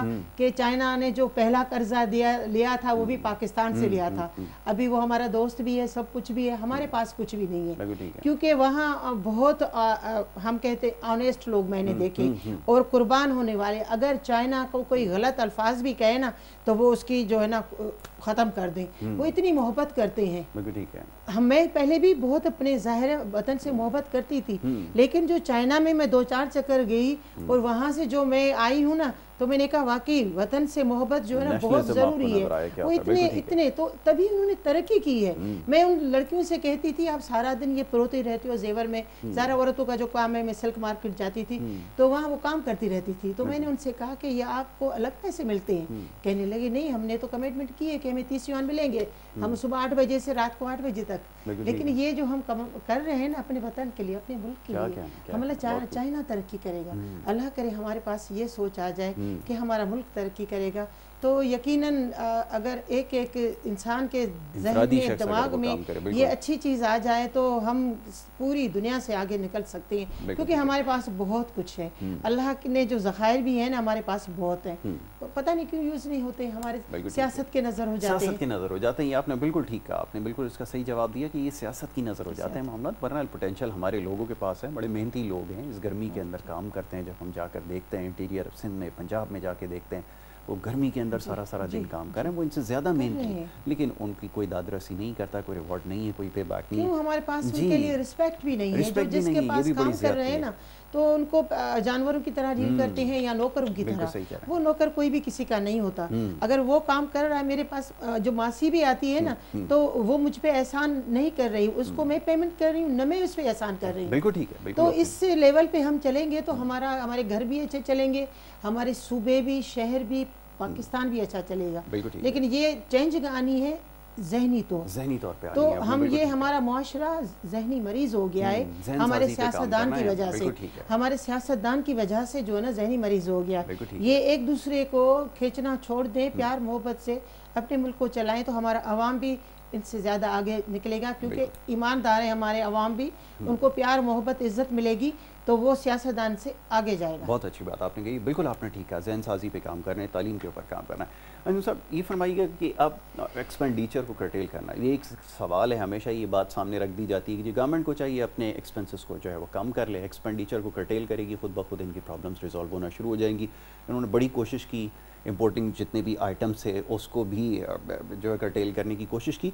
कितना इफेक्टिव रहा, ज़रा ये तो समझाएं कि आपने फॉरेन एक्सचेंज तो बचा लिया, ठीक है, लेकिन अब मिसाल के तौर पे एक पेन है, मेरे पास कोई इंडस्ट्री नहीं है यहाँ पे पेन बनाने की, अगर मैं इसकी सप्लाई को रोक दूंगा तो मेरी जो नीड है वो कैसे पूरी होगी, क्योंकि मैंने तो लोकल प्रोड्यूसर को स्ट्रेंथन किया नहीं और प्राइसेस पैरिटी इतनी ज़्यादा हो गई है कि जो कलम में यहाँ पे इसकी कॉस्ट मेरे पास 100 रुपये आएगी, वो मुझे चाइना से मंगाने में मुझे सिर्फ 2 रुपये आएगी, तो मैं क्यों उसको वो करूँगा, क्यों इसके ऊपर मैं कॉस्ट की तरफ इस पर जाऊँगा, प्रोडक्शन की तरफ जाऊँगा, ये ज़रा समझाए कितना मेरे ख्याल में बड़ी अच्छी बात की। देखिए एक्सपेंसिव तो यकीनन कम करने चाहिए गवर्नमेंट के, जहाँ भी मिस यूज़ हो रहा है मिस यूज़, लेकिन वो एक मैं कहता हूँ बहुत बेहतर तरीका नहीं है कि आपके एक्सपेंसेस कम करने चाहिए। बिल्कुल ठीक है, मिस यूज़ नहीं होना चाहिए, मिस यूज़ ना, बिल्कुल ठीक है। लेकिन एक्सपेंसेस तो अमेरिका, जर्मनी, चाइना के बहुत है, बहुत ज़्यादा है। बिल्कुल हमें ये देखना चाहिए हमें एफिशिएंट इंडस्ट्रीज कैसे चलता है। आपने बड़ी अच्छी मिसाल दे दी, सिंपल मिसाल दे दी एक आम आदमी के लिए कि ये पेन है, मैं लेता था, इसकी पाकिस्तान में इंडस्ट्री, हमने भी गवर्नमेंट से कहा था कि हमें एतराज़ नहीं है, मैं इम्पोर्ट बिजनेस, ठीक है, मैंने कहा था मैं एतराज़ नहीं है, आप लोकल इंडस्ट्री को बिल्कुल देता कि हम भी इंडस्ट्री लोकल में आए, लेकिन अब रातों रात ऐलान कर दे। 19 फरवरी को पिछले साल 2019 में ये का यक ऐलान हुआ, कॉमर्स मिनिस्ट्री ऐलान किया कि आज रात से पाकिस्तान में जितनी, मैं चेयरमैन भी हूँ पाकिस्तान इन चीज़ों का, FMCG का, कि आज रात से जितने कल से पाकिस्तान में जो कंटेनर दाखिल होंगे वो क्लियर नहीं कर सकेंगे अगर उन पर उर्दू ना लिखा हो लेबलिंग। अब वो हमारे 200-400 कंटेनर दुनिया से निकले हुए थे पूरे सबके इम्पोर्टर्स के, किसी का दूध था, कोई चीज़ थी, कोई शहद थी, कोई खाने पीने का आइटम थे। मैंने मिनिस्टर साहब से कहा कि रातों रात आप बेशक बंद गए, आप ये बताएं, अनाउंस ये करेंगे अगले 3 महीने बाद आइंदा जो इंपोर्ट होगी 4 महीने बाद उस पर लेबलिंग जरूर है, में माल हैं, हम उनको कंटेनर में कैसे चेंज करें। उस चीज़ को जो कहते हैं ना इनएफिशिएंसी, हमें 19 फरवरी के बाद वो कंटेनर पोर्ट पे पहुंच गए। किसी में चीज़ थी, बेचारे नौजवान जैसे 2 पार्टनरों ने मिलकर बिजनेस पैसा लगाया था, उनका पैसा सत्यानाश हो गया, डैमेजेस, माल खराब, पेरिशेबल गुड्स होते हैं, बिल्कुल बेशुमार चीज़ें। अब वो जाके जब 9 अप्रैल को फायदा हुआ डिसीजन के ठीक है ये वाले हम रिलीज़ कर देते हैं, अब आइंदा 1 जुलाई से, मैं कहते कि 1 जुलाई की बात आपकी जायज़ है, ये चीज़ गलत है, आपने इनको तंग किया, 45 दिन पड़ा हुआ, क्या फ़ायदा मिला, ये पैसे तो भावालों को दे चुके थे, बिल्कुल ठीक है, हमें ड्यूटी मिलनी थी, ये तो सिंपल सोच है कि भाई ये आइटम जो पहुंच चुके थे इन पर आपको ड्यूटी लेनी थी, आइंदा पाबंदी लगाते, आइंदा कहते हैं फांसी मिलेगी आपको, फाइन। फिर उन्होंने कुछ अच्छा ये होता है गवर्नमेंट का रुकावटें डालना, ईज ऑफ डूइंग बिजनेस नहीं जी, ये हम कहते हैं। आप जरूर कहते हैं स्टेक होल्डर्स को बुलाते, मैं जैसे चेयरमैन बुलाया बाद में तो बहुत लेट हो चुका था, बिल्कुल ठीक है। फिर उसके बाद आपने इतनी चीज़ें डाल दी हैं, हमने कहा कि पाकिस्तान में जितनी हम चीज़ें लेते हैं उस पर कोई उर्दू का एक लफ्ज़ नहीं लिखा होता, जैसे मिसाल लिख दे किसी जगह, और जो बाहर से आप समझते हैं जर्मन और अमेरिकन वो हमारे लिए लिख देंगे, तो ये आसान नहीं है।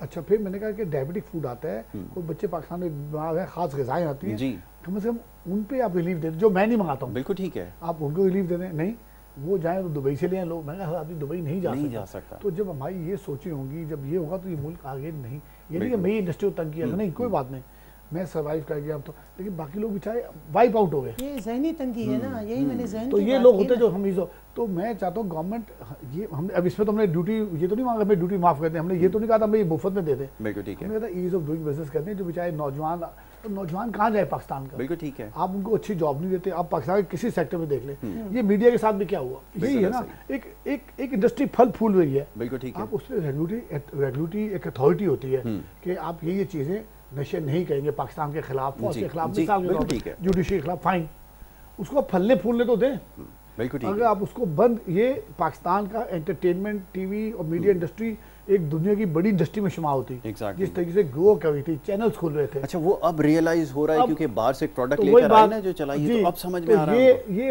ये होता है ईज ऑफ डूइंग बिजनेस, कि आप ईज करें भाई, आप मालिकान से टैक्स लें। आप मालिकान को जब इतना निचोड़ लेंगे वो अपने स्टाफ को तनख्वाह नहीं, वो आगे नई इनोवेटिव टेक्नोलॉजी नहीं ला सकेंगे। तो ये, और जब आपने इतना डीमोटिवेट उनको किया, अगर उनकी सारी प्रोडक्ट, क्योंकि पेरिशेबल आइटम अच्छा वो नेक्स्ट टाइम तो नहीं करेगा। अगर आप ये क्या होता है, सुपर मार्केट्स को आपने मुशर्रफ के ज़माने में मुशर्रफ साहब लाए थे बाहर से इन्वेस्टमेंट, उनकी 100 खामियां वो कहते, उन्होंने ये कारफो, मेट्रो, मैक्रो उन्होंने यहाँ पे लाए थे कि जॉब क्रिएट हो, हम चेन स्टोर्स लाए। उसके नतीजे में क्या हो कि लोकल स्टोर्स ने कहा यार ये अगर आगे तो अभी तो मार देंगे। उन्होंने भी अपने आप को इम्प्रूव करना शुरू किया, कंपटीशन की फिजा क्रिएट हुई, इम्तियाज स्टोर खुले, दूसरे खुले, चेस खुले, नाही, ये स्टोर खुलते चले गए अल्फता। तो ये अब आप इनको जब मार देते हैं, ये फिर बिजनेस बेचारे डिप्रेस हो जाते हैं या बाहर मूव कर जाते हैं उनके बच्चे। ठीक है। जो बच्चों ने यहाँ पे आके आगे बिजनेस फैलाना था वो सबने बाहर भेज दिए, चाहे वो मीडिया हो, चाहे ये हो, चाहे एंटरटेनमेंट। तो ये मैं कहता हूँ कि कोई आपसे ये नहीं कहा था कि हमें एंटरटेनमेंट इंडस्ट्री को ड्यूटी फ्री कर दे, नहीं, आप हमें काम करने दें। इतना टैलेंट है यहाँ का, जो कैमरा मैन है यहाँ, जो मैं देखता हूँ बेचारे नौजवान बहुत अच्छे समझदार, उनको अगर आप इतनी कम पे देंगे, वो जब मौका देखेंगे वो बाहर निकल जाएंगे, वो एलए चले जाएंगे, वो टोरंटो चले जाएंगे, वो लंदन चले जाएंगे। उनको पता है वहाँ तो हमें 2000 पाउंड भी मिला लो, तो 2000 पाउंड बहुत लो है, वो 4 लाख बन जाता है, अपने माँ बाप को 1 लाख 2 लाख भेजेंगे।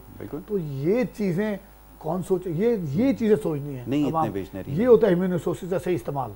इसमें मैंने कहीं ये नहीं कहा ऐसे बिजनेस कि हमें ड्यूटी माफ करनी है सर प्लीज, हमें वो नहीं सब्सिडी चाहिए। लेकिन हमारे यहाँ सूरत हाल मुख्तलिफ है। हमारे यहाँ मसला ये है, गवर्नमेंट ये कमा है, ये कमा रहा है तो उसके पीछे लगा, अब तो नैब को भी पीछे लगा, इन्होंने ऑफिस खोल दिया, इससे 40 बंदे हैं, ये तो बहुत कमा। उस बिजनेस को जब एडवाइजर अच्छे नहीं है, ये देखें आखिर फल, आखिर में फल छोटे पौधे में क्यों नहीं आता, वो जाके दरख्त जब बढ़ जाता है तब आता है, बिल्कुल तब जाके वो फल लगते हैं, फल तब लोग उतारते हैं। वो आप तने से नीचे से काट दोगे वो कभी दरख्त बनेगा ही नहीं। हमारे मुल्क में बदकिस्मती से आज और पुरानी सा वो तने बढ़ने ही देते, पहले ही काट देते, वो फल नहीं लगे। जब फल नहीं लगे तो फिर नतीजा हमारे सामने है। ये है हमारी बजट का total crux. Incentive to human resources को डेवलप करें, उनको एंटरप्रेन्योर्स और स्टेक होल्डर्स को ऑन बोर्ड लें। आप टैक्सेस लगाएं, कम लगाएं, ज़्यादा लगाएं, ease of doing, competitive environment. आप स्टडी करने भाई वियतनाम ने क्या किया है, बिल्कुल ठीक है। बांग्लादेश आज उनके पास तो कॉटन की एक बेल ग्रो नहीं होती। अच्छा, महातीर से बड़ी फ्रीक्वेंटली मुलाकातें होती हैं। आप मलेशिया का मॉडल ले लें, आप सिंगापुर का ले लें, आप अपने खित्ते में श्रीलंका का ले लें, आप ये छोटे छोटे मुल्क वियतनाम का ले लें। इनको अब बर्मा नया बन रहा है, बर्मा तो 50-70 साल उसमें डिक्टेटरशिप में, उनकी ग्रोथ आप जब हम 2-4 साल बाद बैठेंगे वो उनसे कई गुना जब मार के आगे चले होंगे। उनका विजन है कि अपने इंसानों को, एक इंसान को सही इस्तेमाल। एंटरप्रेन्योर क्या होता है, आप ये बड़ी जो टेक्सटाइल मिलें देखते हैं, उनके ऑनर्स ये एंटरप्रेन्योर्स हैं, ये 2-2 हज़ार बंदों की जॉब्स क्रिएट कर देते हैं, उनका जहन है, तो उनका इस्तेमाल उनको आगे फैलने दें, जो अनफॉर्चुनेटली ना हुए ना शायद होने जा रहा है। बिल्कुल ठीक है, अपॉर्चुनिटीज़ इसी तरह क्रिएट की जाती हैं। जिनसे आपने बिल्कुल ठीक कहा कि अगर आप उनको नहीं परवान चढ़ने देंगे, अगर उनके खिलाफ हो जाएंगे तो फिर आपकी प्रोडक्टिविटी मुतासर होगी। और इस वक्त हो यही रहा है कि जितनी इंडस्ट्रीज़ का जिनसे आपने तस्करा किया, बशमूल मीडिया इंडस्ट्री की, आपने बिल्कुल ठीक कहा, और बसाइल की आपने निशानदेही भी कर दी कि इस वक्त मसला भी यही दरपेश है कि अगर इसका साथ नहीं दिया जाएगा, अगर आप चाहते हैं कि पूरे मुल्क की तरक्की हो तो इनको सपोर्ट करना ज़रूरी है। मैम आपकी तरफ आएंगे, ज़रा ये बताइएगा कि आप सिंध के अंदर जो मामला आपसे ख़ास तौर पर इसलिए डिस्कस हो रहे हैं क्योंकि आप तो तमाम चीज़ों को बड़ी करीब से देखती रही हैं और इंफॉर्मेशन डिपार्टमेंट को भी आपने देखा, तो इस वक्त जो कुछ हो रहा है और जिस तरह लॉकडाउन के बाद सूरत हाल रही है, अब कितने मसाइल आपको हल होते हुए नज़र आ रहे हैं? क्योंकि वाकई हुकूमत बज़िद है कि लॉकडाउन की तरफ ना जाए। अंजुम साहब और हमने अभी तक आपने जितनी गुफ्तगू की है उसमें सामने आया है कि जब इंडस्ट्री का जो पहिया होता है, जो आपकी इकोनॉमी का मईशत का पहिया है, अगर वो रुक जाएगा तो पाकिस्तान जैसे मुल्क के लिए बड़ा ख़तरनाक है। लेकिन अब टकराव इसी वजह से आ रहा है कि जी लॉकडाउन की तरफ जाएँ ना जाएँ, आप क्या समझती हैं, सही फैसला? लॉकडाउन जो पहले हुआ था ना, उसको सही तरीके से अगर किया जाता तो हमारा नुकसान नहीं होता। अभी बहुत सारा नुकसान हो रहा है, जानी नुकसान। तो इसी में और बीमारी जो है ना, बकौल जो एक्सपर्ट आते हैं वो कहते हैं कि हर किसी को लगनी है। बिल्कुल ठीक है। अब हर किसी को लगेगी तो हमारे यहाँ तो कोई ऐसा सिस्टम ही नहीं है कि हर किसी को तो अपने घर में भी जो है ना चारपाई नहीं मिलेगी। हमारे यहाँ गुरुबत ऐसी है कि 6 लोग जिस कमरे में रहते हैं, कोई ज़मीन पे सोता है, कोई सोफे पे सोता है। तो मसला ये है कि हमें ये चीज़ें जो है ना पहले देखनी चाहिए ना, तो अच्छा था। अभी भी लॉकडाउन जो है ना, मेरा ख्याल है कि जो पहले हुआ था ना, ऐसा होगा तो किसी काम का नहीं है। लॉकडाउन वो होना चाहिए कि पूरा बंद होना चाहिए। हमारे यहाँ टेस्टिंग कैपेसिटी नहीं है। बिल्कुल ठीक है। जब तक सारे जो भी जितने भी पाकिस्तानी हैं इंक्लूड सिंध जितने भी अपने प्रोविंसेस हैं वो अपने सारे लोगों के जब तक टेस्ट नहीं करेंगे ना तब तक रिजल्ट आउट नहीं होगी। हमारे जो है ना मिनिस्टर साहबान खुश होते हैं कि हमारे हाँ लोग बहुत ही कम मर रहे हैं। भाई कम मर रहे हैं तो आपकी कैपेसिटी नहीं है ना। टेस्टिंग कैपेसिटी होगी तो आपको पता आप सबसे आगे हो। तो क्योंकि हमारे यहाँ आवाम भी जो है ना वो भी समझती नहीं है। वो एक स्कूटर पे मैंने 6 लोगों को बैठते देखा, मास्क भी नहीं लगाते और बाजार में भी ऐसे आते हैं जैसे ये पहली दफा खुली है फिर खुलेगी नहीं। तो हमारा जहन ऐसा है। तो हुकूमत का अपने लेकिन आवाम को भी ख्याल करना चाहिए अपनी जानों का, अपने जो वालिदैन हैं अपने बच्चों का। लेकिन अभी तक अवेयरनेस नहीं आई, यही दुख है। बाकी लॉकडाउन जो करेंगे पहली दफ़ा जैसे हुआ था तो वो किसी काम का नहीं है। बिल्कुल आपने ठीक कहा कि जिस तरह पहले लॉकडाउन हुआ था और वो जुज़वी लॉकडाउन था वो होना ना होना उसका बराबर ही था। और वही था कि लोगों तक जो है ना रोटी भी नहीं पहुंच सकी जो कहते हैं कि हमने पहुंचाई। अब कौन सच्चा कौन झूठा, एक बंदे से तो हम भी नहीं मिल सकते, ना आप मिल सकते हैं, ना हम अपने मिनिस्टरों से ये क्वेश्चन घड़ी घड़ी कर सकते हैं कि आपने कहाँ पहुंचाया, रात में पहुंचाया, दिन में पहुंचाया, नहीं पहुंचाया, सोते हुए पहुंचाया, जागते हुए पहुंचाया, पता नहीं कैसे पहुंचाया, बिल्कुल ठीक। लेकिन वो कहते हैं पहुंचाया। तो उसको भी अब करोड़ों में अगर आप हजारों को देंगे तो ये कोई मसाइल हल नहीं होंगे।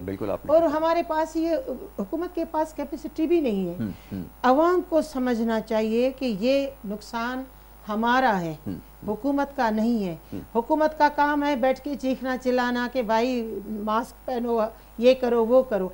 अगर हम नहीं करेंगे तो हमारा नुकसान है। बिल्कुल ठीक है। अंजुम साहब लास्ट में अब ये बताइएगा कि अब बाकी तो बहुत सारी इसमें चीज़ें, बहुत सारे एस्पेक्ट्स हैं जिसके ऊपर बात करेंगे इंशाल्लाह फिर कभी, लेकिन इस वक्त जो सबसे बड़ा चैलेंज है क्योंकि अभी हम कोई प्रोग्रेस नहीं देख रहा है, अभी हम नहीं एंटिसिपेट कर रहे हैं कि फर्दर कोई ऐसा प्रोजेक्ट आए, कोई मेगा प्रोजेक्ट आए, क्योंकि अब आपके पास कैपेसिटी नहीं है। सबसे बड़ा चैलेंज जिसको हाईलाइट किया गया इस बजट के अंदर भी वो ये कि डेट रीपेमेंट्स का आपके पास बड़ा मसला है, इंटरेस्ट पेमेंट आपकी जो है ना ये एक बहुत बड़ा मसला है।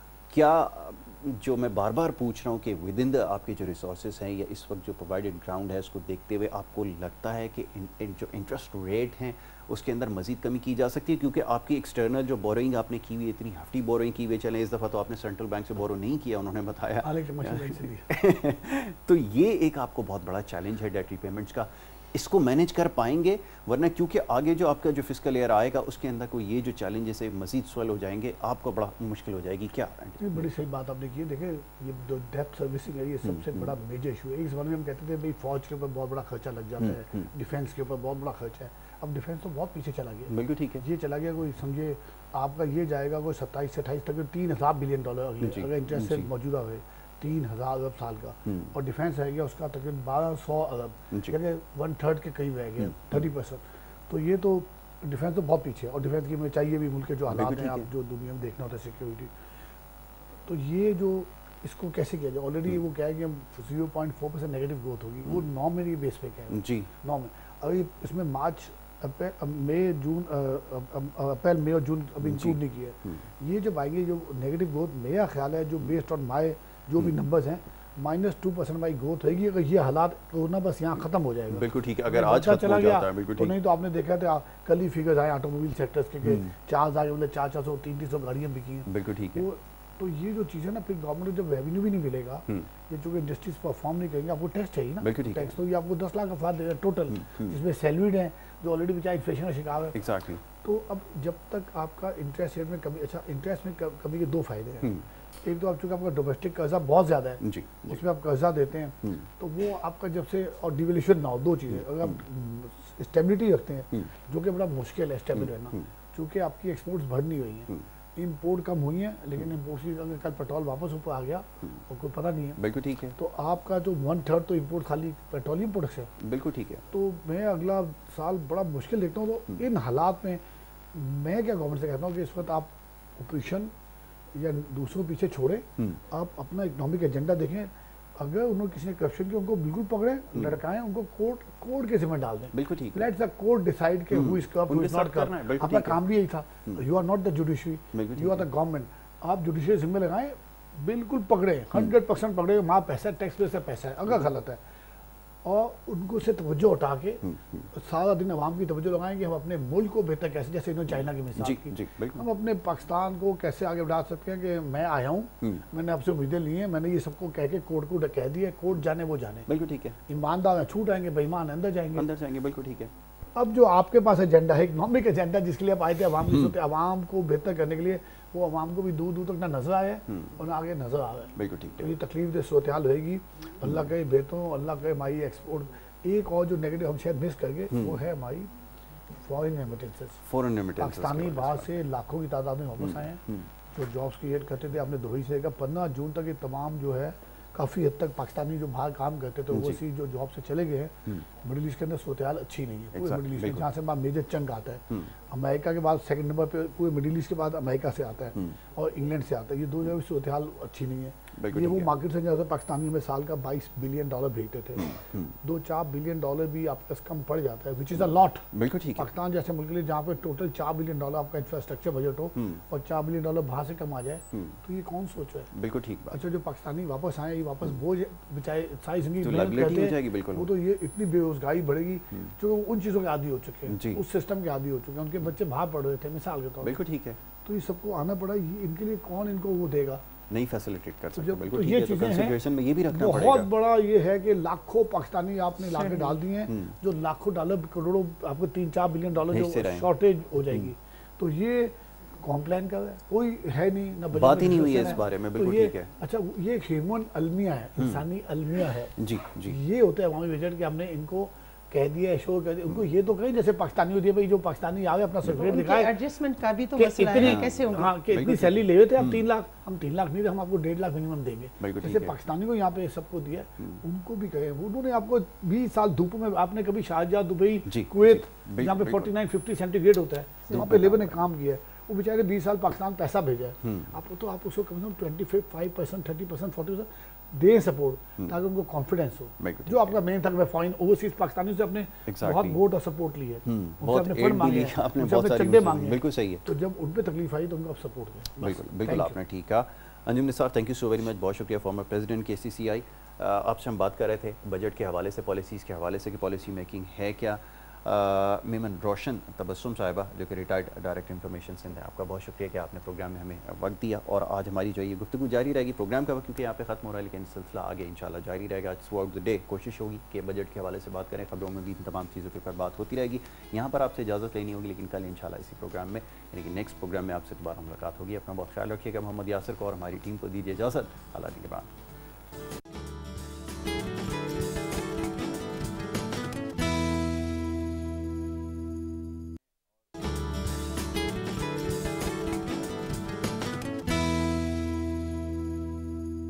Welcome back once again. आप देख रहे हैं programme good morning Karachi. Break पे जाने से पहले जनाब बात हो रही थी कुछ हमारी इकानमी के हवाले से, पॉलिसीज़ के हवाले से बात कर रहे थे। आज क्योंकि बजट सेशन है, इस हवाले से जो गुफ्तगू रहेगी और सारा दिन इस मुनासबत से जो है वो प्रोग्राम्स भी आपको दिखाएंगे, ख़बरों में भी इस हवाले से बात होती रहेगी।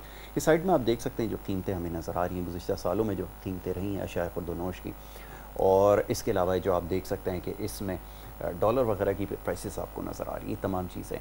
तो ये हमारी सूरत हाल थी अब से कुछ अर्से पहले, लेकिन इस वक्त ये तमाम चीज़ें, ये आप देख सकते हैं कि 5 साल में जो प्रोग्रेस रही है वेरी गुड। ये आपने बहुत अच्छा किया। 2016 से लेके जो है आपने 19 तक का जो है ये इसमें ब्रेक डाउन दिया है। और डॉलर की प्राइसेस आपने बताएं कि क्या थे इस वक्त। तो ये तो करंट फिगर्स आ रहे हैं, ये बड़ी इंपॉर्टेंट चीज़ है, इसको ज़रूर देखें और आज ख़ास तौर पर इसके ऊपर नज़र रखें, क्योंकि बड़ी इंपॉर्टेंट चीज़ है।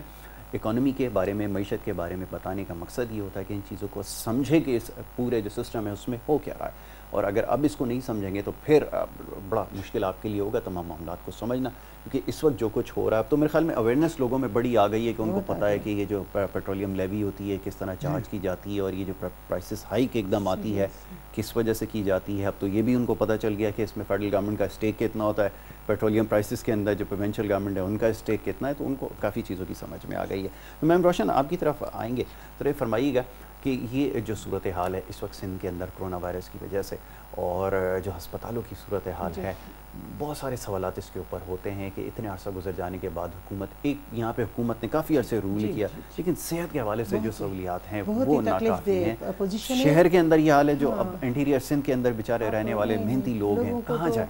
जो पैरासिटामोल की गोली होती है ना वो भी खुद लेके आनी होती है, और हमारे डॉक्टर साहिबान भी आराम में होते हैं, क्योंकि चेक एंड बैलेंस जहाँ नहीं होता वहाँ काम भी नहीं होते। हमारे यहाँ बहुत सारे उल्टे काम हो रहे हैं। अब बिजली, अब मैं कभी भी हैदराबाद इधर उधर फ़ोन करती हूँ ना, बिजली नहीं है, लाइट नहीं है। अच्छा, हमारा पाकिस्तान जो है ना, इतना इसमें कूड़ा है जिसकी हद नहीं है। ज़ाहिर है इतने सारे लोग रहते हैं तो कचरा भी इतना होता है। तो हमारी हुकूमत को इस पे तवज्जो देनी चाहिए, बजाय इसके कि बिजली को जो है नर्ख उनके बढ़ाते रहें। तो दूसरी दुनिया में मैं जो ये बीजिंग जो शहर है पूरा इसी पे उसकी जो है ना चलता है पूरा। उन्होंने हमें विजिट कराया कि किस तरीके से हम बिजली इस्तेमाल करते हैं। तो जब कचरे से पूरे बीजिंग जो है, मेरा ख्याल है तो पाकिस्तान, उनका सूबा जो है ना पाकिस्तान जितना तो होगा, क्योंकि हम जो घूमते थे तो हमें तो मालूम होता था कि क्या है। तो इसी वजह से अब चाइना को, हमारा दोस्त भी है लेकिन 1 साल पहले वो आज़ाद हुआ है। और मैं, आपको भी पता होगा कि चाइना ने जो पहला कर्जा लिया था वो भी पाकिस्तान से लिया था। अभी वो हमारा दोस्त भी है, सब कुछ भी है, हमारे पास कुछ भी नहीं है, क्योंकि वहाँ बहुत हम कहते ऑनेस्ट लोग मैंने देखे और कुर्बान होने वाले। अगर चाइना को कोई गलत अल्फाज भी कहे ना तो वो उसकी जो है ना ख़त्म कर दें। वो इतनी मोहब्बत करते हैं। ठीक है, मैं पहले भी बहुत अपने ज़ाहिर वतन से मोहब्बत करती थी, लेकिन जो चाइना में मैं 2-4 चक्कर गई और वहाँ से जो मैं आई हूँ ना, तो मैंने कहा वाकई वतन से मोहब्बत जो है ना बहुत ज़रूरी है। वो इतने तो तभी उन्होंने तरक्की की है। मैं उन लड़कियों से कहती थी, आप सारा दिन ये परोती रहती हो जेवर में, ज़ारा औरतों का जो काम है, मैं सिल्क मार्केट जाती थी तो वहाँ वो काम करती रहती थी। तो मैंने उनसे कहा कि ये आपको अलग पैसे मिलते हैं? कहने लगे नहीं, हमने तो कमिटमेंट की है कि हमें 30 युआन मिलेंगे, हम सुबह 8 बजे से रात को 8 बजे तक। लेकिन ये जो हम कर रहे हैं ना अपने वतन के लिए, अपने मुल्क के लिए, हमारा चाइना तरक्की करेगा।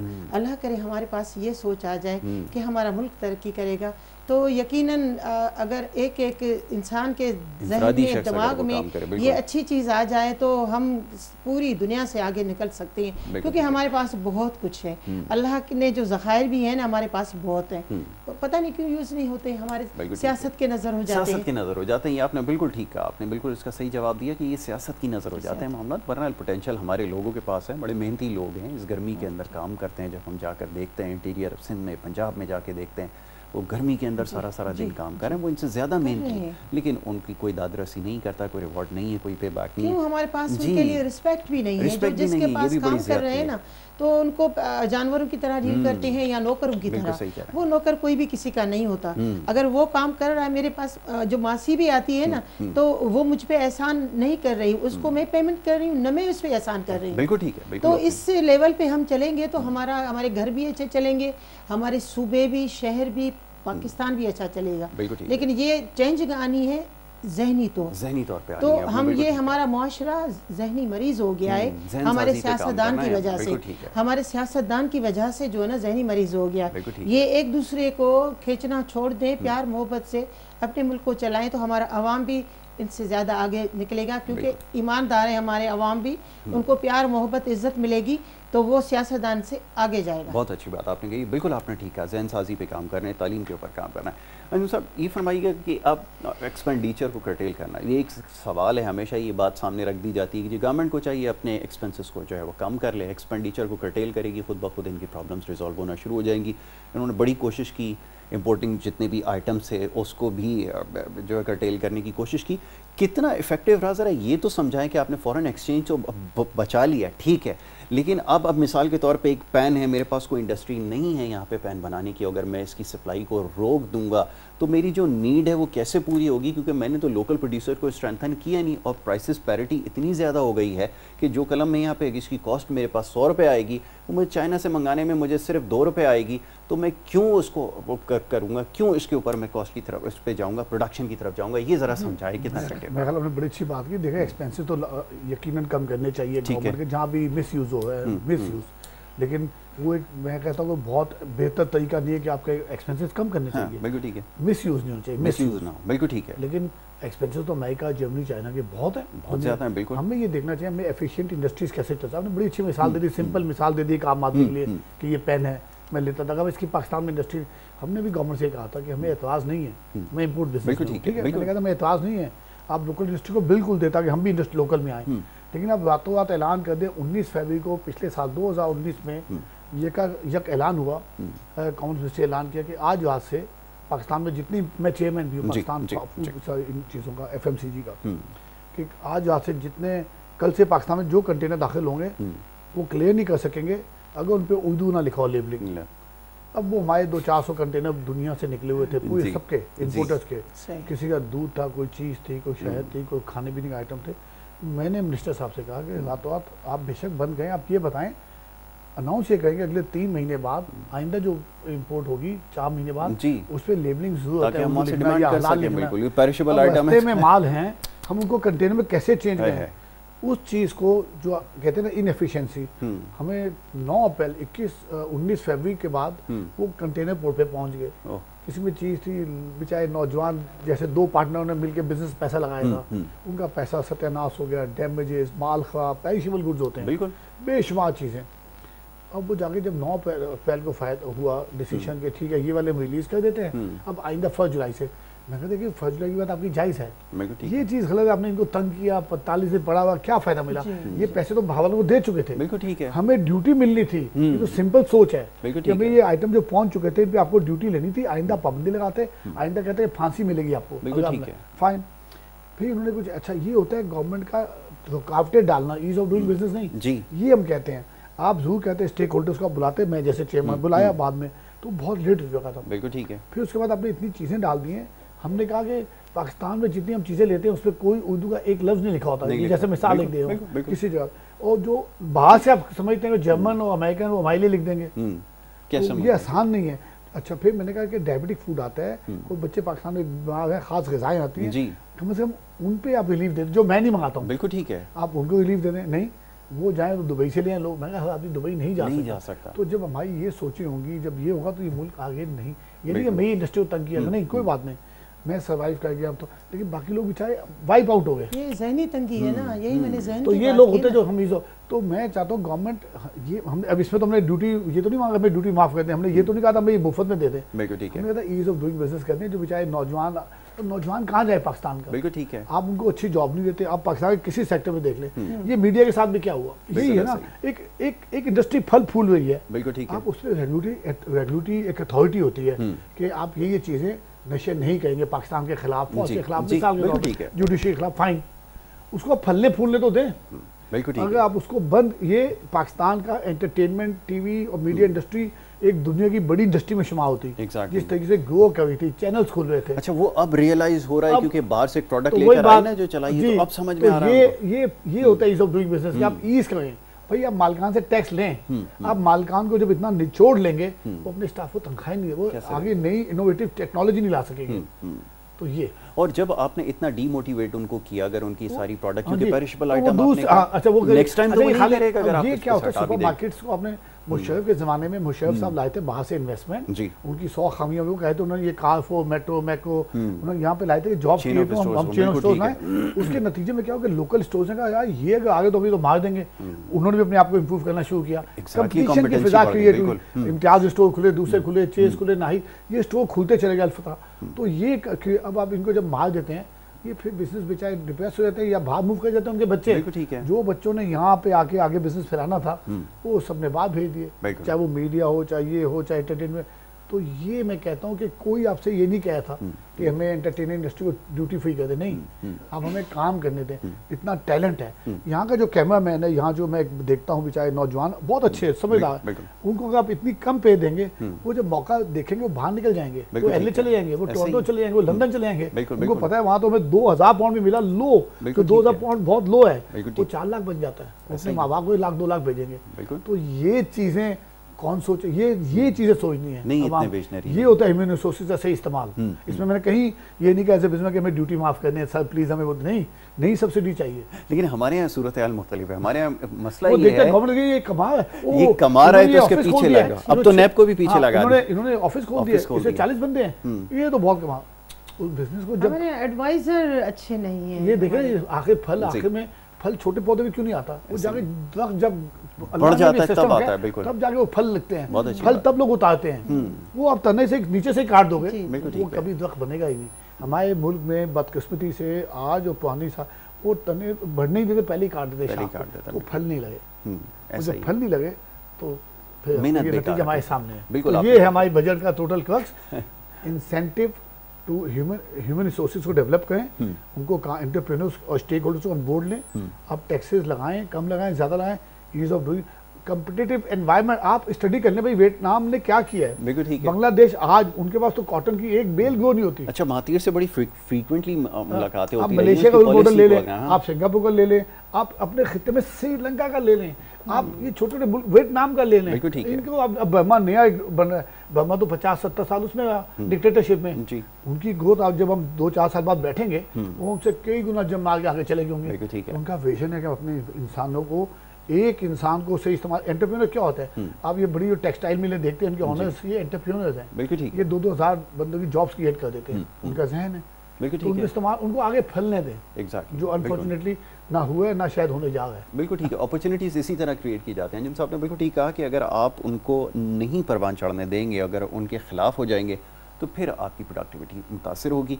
और इस वक्त हो यही रहा है कि जितनी इंडस्ट्रीज़ का जिनसे आपने तस्करा किया, बशमूल मीडिया इंडस्ट्री की, आपने बिल्कुल ठीक कहा। और बसाइल की आपने निशानदेही भी कर दी कि इस वक्त मसला भी यही दरपेश है कि अगर इसका साथ नहीं दिया जाएगा, अगर आप चाहते हैं कि पूरे मुल्क की तरक्की हो तो इनको सपोर्ट करना ज़रूरी है।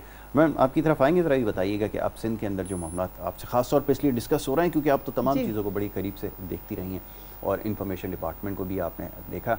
तो इस वक्त जो कुछ हो रहा है और जिस तरह लॉकडाउन के बाद सूरत हाल रही है, अब कितने मसाइल आपको हल होते हुए नज़र आ रहे हैं? क्योंकि वाकई हुकूमत बज़िद है कि लॉकडाउन की तरफ ना जाए। अंजुम साहब और हमने अभी तक आपने जितनी गुफ्तगू की है उसमें सामने आया है कि जब इंडस्ट्री का जो पहिया होता है, जो आपकी इकोनॉमी का मईशत का पहिया है, अगर वो रुक जाएगा तो पाकिस्तान जैसे मुल्क के लिए बड़ा ख़तरनाक है। लेकिन अब टकराव इसी वजह से आ रहा है कि जी लॉकडाउन की तरफ जाएँ ना जाएँ।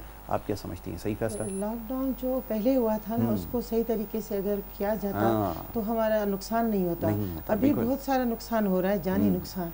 बिल्कुल ठीक। तो इसी में और बीमारी जो है ना, बकौल जो एक्सपर्ट आते हैं वो कहते हैं कि हर किसी को लगनी है। बिल्कुल ठीक है। अब हर किसी को लगेगी तो हमारे यहाँ तो कोई ऐसा सिस्टम ही नहीं है कि हर किसी को तो अपने घर में भी जो है ना चारपाई नहीं मिलेगी। बिल्कुल ठीक है। हमारे यहाँ गुरुबत ऐसी है कि 6 लोग जिस कमरे में रहते हैं, कोई ज़मीन पे सोता है, कोई सोफे पे सोता है। तो मसला ये है कि हमें ये चीज़ें जो है ना पहले देखनी चाहिए ना, तो अच्छा था। अभी भी लॉकडाउन जो है ना, मेरा ख्याल है कि जो पहले हुआ था ना, ऐसा होगा तो किसी काम का नहीं है। लॉकडाउन वो होना चाहिए कि पूरा बंद होना चाहिए। हमारे यहाँ टेस्टिंग कैपेसिटी नहीं है। बिल्कुल ठीक है। जब तक सारे जो भी जितने भी पाकिस्तानी हैं, इंक्लूड सिंध जितनी भी अपने प्रोविंसेस हैं, वो अपने सारे लोगों के जब तक टेस्ट नहीं करेंगे ना, तब तक रिजल्ट आउट नहीं होगी। हमारे जो है ना मिनिस्टर साहबान खुश होते हैं कि हमारे हाँ लोग बहुत ही कम मर रहे हैं। भाई कम मर रहे हैं तो आपकी कैपेसिटी नहीं है ना।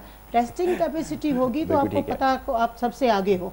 तो क्योंकि हमारे यहाँ आवाम भी जो है ना वो भी समझती नहीं है। वो एक स्कूटर पे मैंने 6 लोगों को बैठे देखा, मास्क भी नहीं लगाते और बाजार में भी ऐसे आते हैं जैसे ये पहली दफ़ा खुली है फिर खुलेगी नहीं। तो हमारा जहन ऐसा है। तो हुकूमत का अपने, लेकिन आवाम को भी ख्याल करना चाहिए अपनी जानों का, अपने जो वालिदैन हैं अपने बच्चों का। लेकिन अभी तक अवेयरनेस नहीं आई, यही दुख है। बाकी लॉकडाउन जो करेंगे पहली दफ़ा जैसे हुआ था तो वो किसी काम का नहीं है। बिल्कुल आपने ठीक कहा कि जिस तरह पहले लॉकडाउन हुआ था और वो जुज़वी लॉकडाउन था, वो होना ना होना उसका बराबर ही था। और वही था कि लोगों तक जो है ना रोटी भी नहीं पहुंच सकी, जो कहते हैं कि हमने पहुंचाई। अब कौन सच्चा कौन झूठा, एक बंदे से तो हम भी नहीं मिल सकते, ना आप मिल सकते हैं, ना हम अपने मिनिस्टरों से ये क्वेश्चन घड़ी घड़ी कर सकते हैं कि आपने कहाँ पहुँचाया, रात में पहुँचाया, दिन में पहुँचाया, नहीं पहुँचाया, सोते हुए पहुँचाया, जागते हुए पहुँचाया, पता नहीं कैसे पहुँचाया, बिल्कुल ठीक। लेकिन वो कहते हैं पहुँचाया। तो उसको भी अब करोड़ों में अगर आप हज़ारों को देंगे तो ये कोई मसाइल हल नहीं होंगे। और हमारे पास ये हुकूमत के पास कैपेसिटी भी नहीं है। अवाम को समझना चाहिए कि ये नुकसान हमारा है, हुकूमत का नहीं है। हुकूमत का काम है बैठ के चीखना चिल्लाना कि भाई मास्क पहनो, ये करो, वो करो। अगर हम नहीं करेंगे तो हमारा नुकसान है। बिल्कुल ठीक है। अंजुम साहब लास्ट में अब ये बताइएगा कि अब बाकी तो बहुत सारी इसमें चीज़ें, बहुत सारे एस्पेक्ट्स हैं जिसके ऊपर बात करेंगे इंशाल्लाह फिर कभी, लेकिन इस वक्त जो सबसे बड़ा चैलेंज है, क्योंकि अभी हम कोई प्रोग्रेस नहीं देख रहा है, अभी हम नहीं एंटिसिपेट कर रहे हैं कि फर्दर कोई ऐसा प्रोजेक्ट आए, कोई मेगा प्रोजेक्ट आए, क्योंकि अब आपके पास कैपेसिटी नहीं है। सबसे बड़ा चैलेंज जिसको हाईलाइट किया गया इस बजट के अंदर भी वो ये कि डेट रीपेमेंट्स का आपके पास बड़ा मसला है, इंटरेस्ट पेमेंट आपकी जो है ना, ये एक बहुत बड़ा मसला है।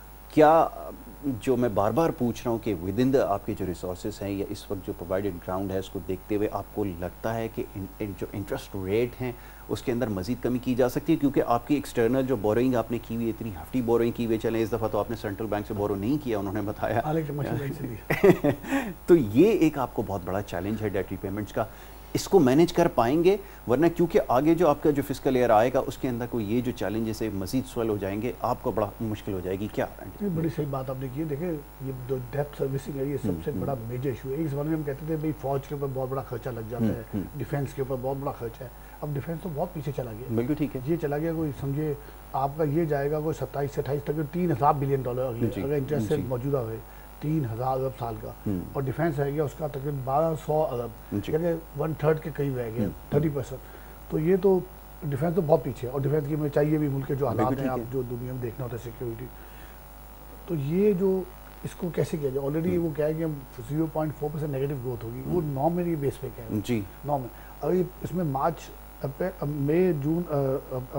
मई और जून अभी इंक्लूड नहीं किया, ये जब आएंगे जो नेगेटिव ग्रोथ, मेरा ख्याल है जो बेस्ड ऑन माई जो भी नंबर्स हैं -2% वाई ग्रोथ होगी। अगर ये हालात कोरोना बस यहाँ खत्म हो जाएगा। बिल्कुल ठीक है, अगर आज खत्म हो जाता है बिल्कुल ठीक। नहीं तो आपने देखा था कल ही फिगर्स आए ऑटोमोबाइल सेक्टर्स के 4,000 मतलब 400 300 गाड़ियाँ बिकी हैं। बिल्कुल ठीक है।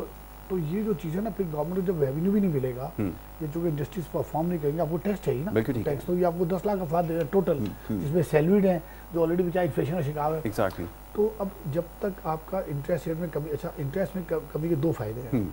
एक तो आप चूँकि आपका डोमेस्टिक कर्जा बहुत ज़्यादा है जी, उसमें आप कर्जा देते हैं तो वो आपका जब से, और डिवेल्यूशन ना हो, 2 चीज़ें, अगर आप स्टेबिलिटी रखते हैं जो कि बड़ा मुश्किल है स्टेबल रहना, चूँकि आपकी एक्सपोर्ट्स बढ़ नहीं हुई हैं, इम्पोर्ट कम हुई है, लेकिन इम्पोर्ट की अगर कल पेट्रोल वापस ऊपर आ गया और कोई पता नहीं है, बिल्कुल ठीक है, तो आपका जो 1/3 तो इम्पोर्ट खाली पेट्रोलियम प्रोडक्ट्स है। बिल्कुल ठीक है। तो मैं अगला साल बड़ा मुश्किल देखता हूँ। तो इन हालात में मैं क्या गवर्नमेंट से कहता हूँ कि इस वक्त आप ऑपरेशन या दूसरों पीछे छोड़े, आप अपना इकोनॉमिक एजेंडा देखें। अगर उन्होंने किसी ने करप्शन किया उनको बिल्कुल पकड़े, लड़काएं, उनको कोर्ट के जिम्मे डाल दें। बिल्कुल ठीक है। लेट्स द कोर्ट डिसाइड के who is corrupt, who is not corrupt. आपका काम भी यही था। You are not the judiciary, you are the government. आप जुडिशरी जिम्मे लगाएं, बिल्कुल पकड़े, 100% पकड़े। वहाँ पैसा टैक्स पे से पैसा है, अगर गलत है, और उनको से तवज्जो उठा के सारा दिन अवाम की तवज्जो लगाएं कि हम अपने मुल्क को बेहतर कैसे, जैसे इन्होंने चाइना की मिसाल की, हम अपने पाकिस्तान को कैसे आगे बढ़ा सकते हैं। कि मैं आया हूँ, मैंने आपसे उम्मीदें ली हैं, मैंने ये सबको कह के कोर्ट को कह दिया, कोर्ट जाने वो जाने। बिल्कुल ठीक है। ईमानदार छूट आएंगे, बेईमान अंदर जाएंगे। बिल्कुल ठीक है। अब जो आपके पास एजेंडा है, इकोनॉमिक एजेंडा, जिसके लिए आप आए थे अवाम को बेहतर करने के लिए, वो अवाम को भी दूर दूर तक ना नजर आया और ना आगे नजर आ रहा है। बिल्कुल ठीक है। तो ये तकलीफ दे सूरत हाल रहेगी। अल्लाह के बेहतर हो, अल्लाह के हमारी एक्सपोर्ट। एक और जो नेगेटिव हम शायद मिस करके, वो है हमारी फॉरेन रेमिटेंसेस। पाकिस्तानी बाहर से लाखों की तादाद में वापस आए हैं, जो जॉब्स क्रिएट करते थे। आपने दोही से 15 जून तक ये तमाम जो है काफ़ी हद तक पाकिस्तानी जो बाहर काम करते थे वो इसी जो जॉब से चले गए हैं। मिडिल ईस्ट के अंदर सूरत हाल अच्छी नहीं है, पूरे मिडिल ईस्ट में, जहाँ से मेजर चंक आता है। अमेरिका के बाद सेकंड नंबर पे पूरे मिडिल ईस्ट के बाद अमेरिका से आता है और इंग्लैंड से आता है। ये 2 जगह सूरत हाल अच्छी नहीं है। ये वो मार्केट से जहाँ से पाकिस्तानी में साल का $22 बिलियन भेजते थे, $2-4 बिलियन भी आपका कम पड़ जाता है, विच इज़ अ लॉट। बिल्कुल ठीक है। पाकिस्तान जैसे मुल्क के लिए जहाँ पे टोटल $4 बिलियन आपका इंफ्रास्ट्रक्चर बजट हो और $4 बिलियन बाहर से कम आ जाए, तो ये कौन सोच रहा है? बिल्कुल ठीक। अच्छा, जो पाकिस्तानी वापस आए, ये वापस बोझ बेचारे सारी जिंदगी वो तो ये इतनी बेरोजगारी बढ़ेगी जो उन चीज़ों के आदी हो चुके हैं, उस सिस्टम के आदी हो चुके हैं, उनके बच्चे बाहर पढ़ रहे थे मिसाल के तौर पर। बिल्कुल ठीक है। तो ये सबको आना पड़ा, इनके लिए कौन इनको वो देगा? नहीं फैसिलिटेट कर सकते। बिल्कुल ठीक है। तो कंसीडरेशन में ये भी रखना पड़ेगा। बहुत बड़ा ये है कि लाखों पाकिस्तानी आपने लाके डाल दिए हैं, जो लाखों डॉलर करोड़ों आपको $3-4 बिलियन जो शॉर्टेज हो जाएगी। तो ये कौन प्लान कर रहा है? कोई है नहीं, ना बात ही नहीं हुई है इस बारे में। बिल्कुल ठीक है। अच्छा, ये ह्यूमन अलमिया है, इंसानी अलमिया है। जी जी। ये होता है अवामी बजट कि हमने इनको कह दिया, शोर कर दिया, उनको ये तो कहें जैसे पाकिस्तानी होती है भाई, जो पाकिस्तानी आगे अपना सर्टिफिकेट दिखाए, एडजस्टमेंट का भी तो मसला है, कैसे होगा? हाँ, कि इतनी सैलरी ले रहे थे, हम 3 लाख, हम 3 लाख नहीं दे, हम आपको 1.5 लाख मिनिमम देंगे। जैसे पाकिस्तानी को यहाँ पे सबको दिया, उनको भी कहे। उन्होंने आपको 20 साल धूप में, आपने कभी शारजाह, दुबई, कुवैत, जहाँ पे 49-50 सेंटीग्रेड होता है, वहाँ पे लेबर ने काम किया है, वो बेचारे 20 साल पाकिस्तान पैसा भेजा है, आप उसको कम से कम 25%, 30%, 40% दें सपोर्ट, ताकि उनको कॉन्फिडेंस हो। जो आपका मेन था मैं फॉरेन ओवरसीज पाकिस्तानियों से अपने बहुत वोट और सपोर्ट ली है, उनसे अपने फंड मांगे हैं, उनसे अपने चंदे मांगे हैं। बिल्कुल सही है। तो जब उन पे तकलीफ आई तो उनको आप सपोर्ट दें। बिल्कुल बिल्कुल, आपने ठीक कहा। Anjum Nisar, thank you so very much, बहुत शुक्रिया, फॉर्मर प्रेसिडेंट KCCI। आपसे हम बात कर रहे थे बजट के हवाले से, पॉलिसीज़ के हवाले से कि पॉलिसी मेकिंग है क्या। मेमन रोशन तबस्सुम साहिबा जो कि रिटायर्ड डायरेक्टर इंफॉर्मेशन सिंध है, आपका बहुत शुक्रिया कि आपने प्रोग्राम में हमें वक्त दिया। और आज हमारी जो ये गुफ्तगू जारी रहेगी, प्रोग्राम का वक्त क्योंकि यहाँ पे ख़त्म हो रहा है, लेकिन सिलसिला आगे इंशाल्लाह जारी रहेगा। आज थ्रू आउट द डे कोशिश होगी कि बजट के हवाले से बात करें, खबरों में भी इन तमाम चीज़ों के ऊपर बात होती रहेगी। यहाँ पर आपसे इजाज़त लेनी होगी, लेकिन कल इंशाल्लाह इसी प्रोग्राम में यानी कि नेक्स्ट प्रोग्राम में आपसे दोबारा मुलाकात होगी। अपना बहुत ख्याल रखिएगा। मोहम्मद यासिर को और हमारी टीम को दीजिए इजाज़त। अल्लाह निगहबान।